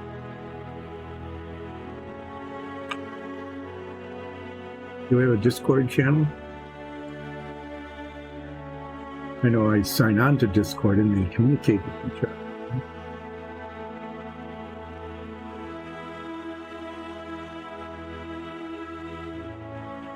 Well, there it is. I knew we did.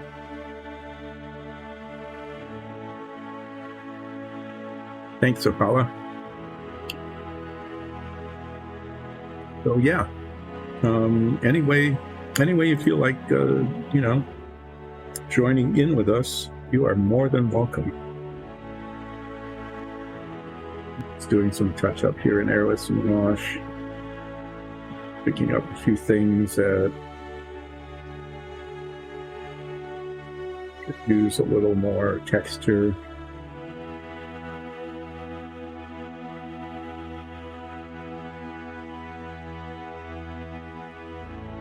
But thank you for asking, and now we know.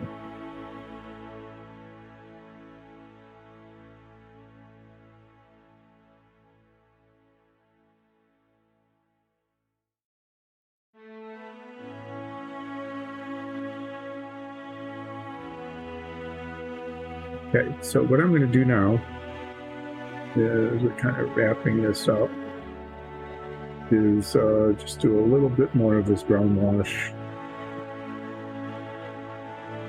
Just a few spots that I would like to emphasize a little bit more.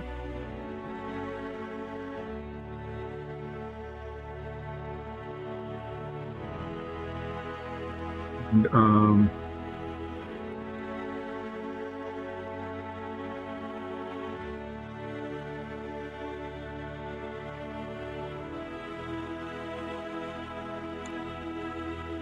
without this micron pen that I've used for pupils before.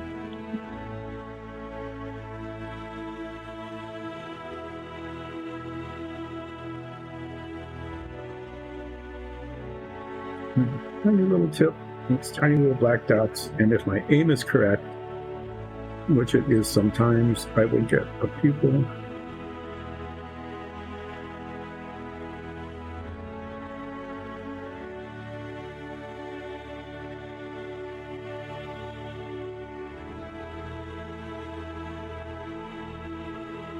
Not much, but no, it looks like an eye. And then the very last thing I'm going to do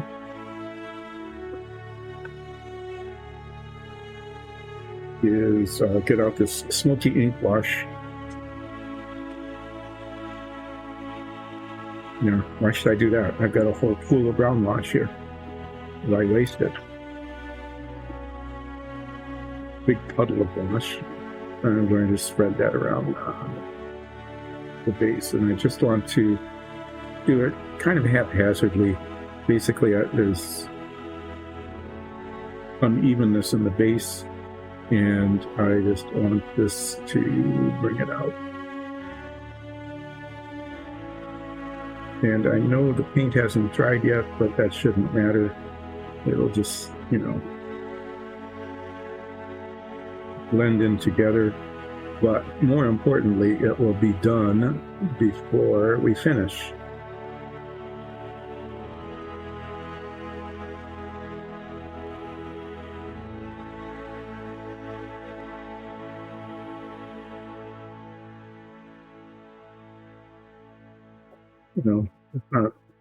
Not much of a difference, but yeah, there. I didn't wash the orange pants, and I think I am just fine with that because they are just so nice and shiny. They're almost like gleaming.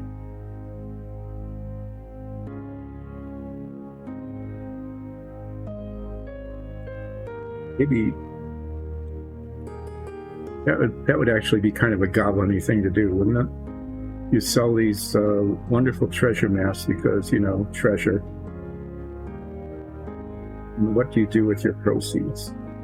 You go out and buy gleaming orange pants. I think that's the ticket.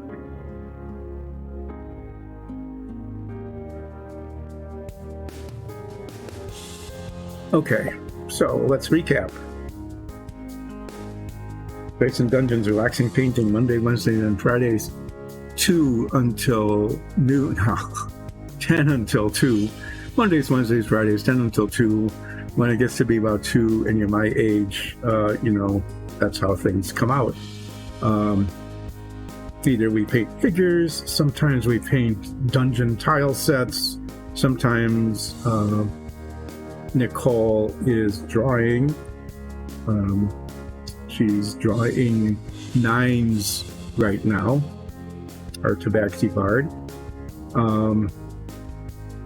Our Dice and Dungeons and Dragons campaign is streamed on Twitch on Sundays at 2, and that's almost every week. Again, depending on holidays and vacations, so stay tuned for the schedule. And you might want to tune into that. I think in a couple of episodes, I'm not sure how far out, there's going to be a major giveaway. Something really cool. And that will be announced on the show. So what I've done the last 2 times I painted is I did these little goblin guys. I did this wannabe warrior who's taking off his ear with his own whip. Good for him. Well dressed in goblin gear. And a goblin treasure map seller. A vendor of treasure maps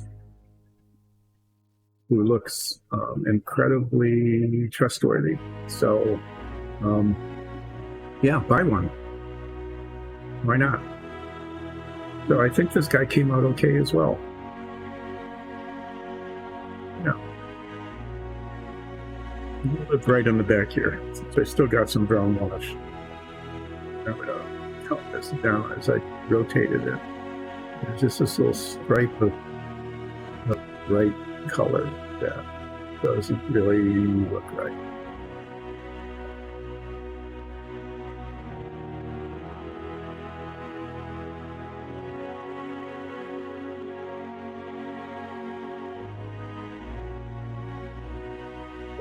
So I hope you enjoyed this. So I want to thank you for joining in. If you are up to it, please become a follower. Tune in on Mondays, Wednesdays, and Fridays from 10 until 2 and see what's happening. And continue on in chat. That was great having you. So now, believe it or not, we've actually been at this for 4 hours, and I managed to complete one little figure.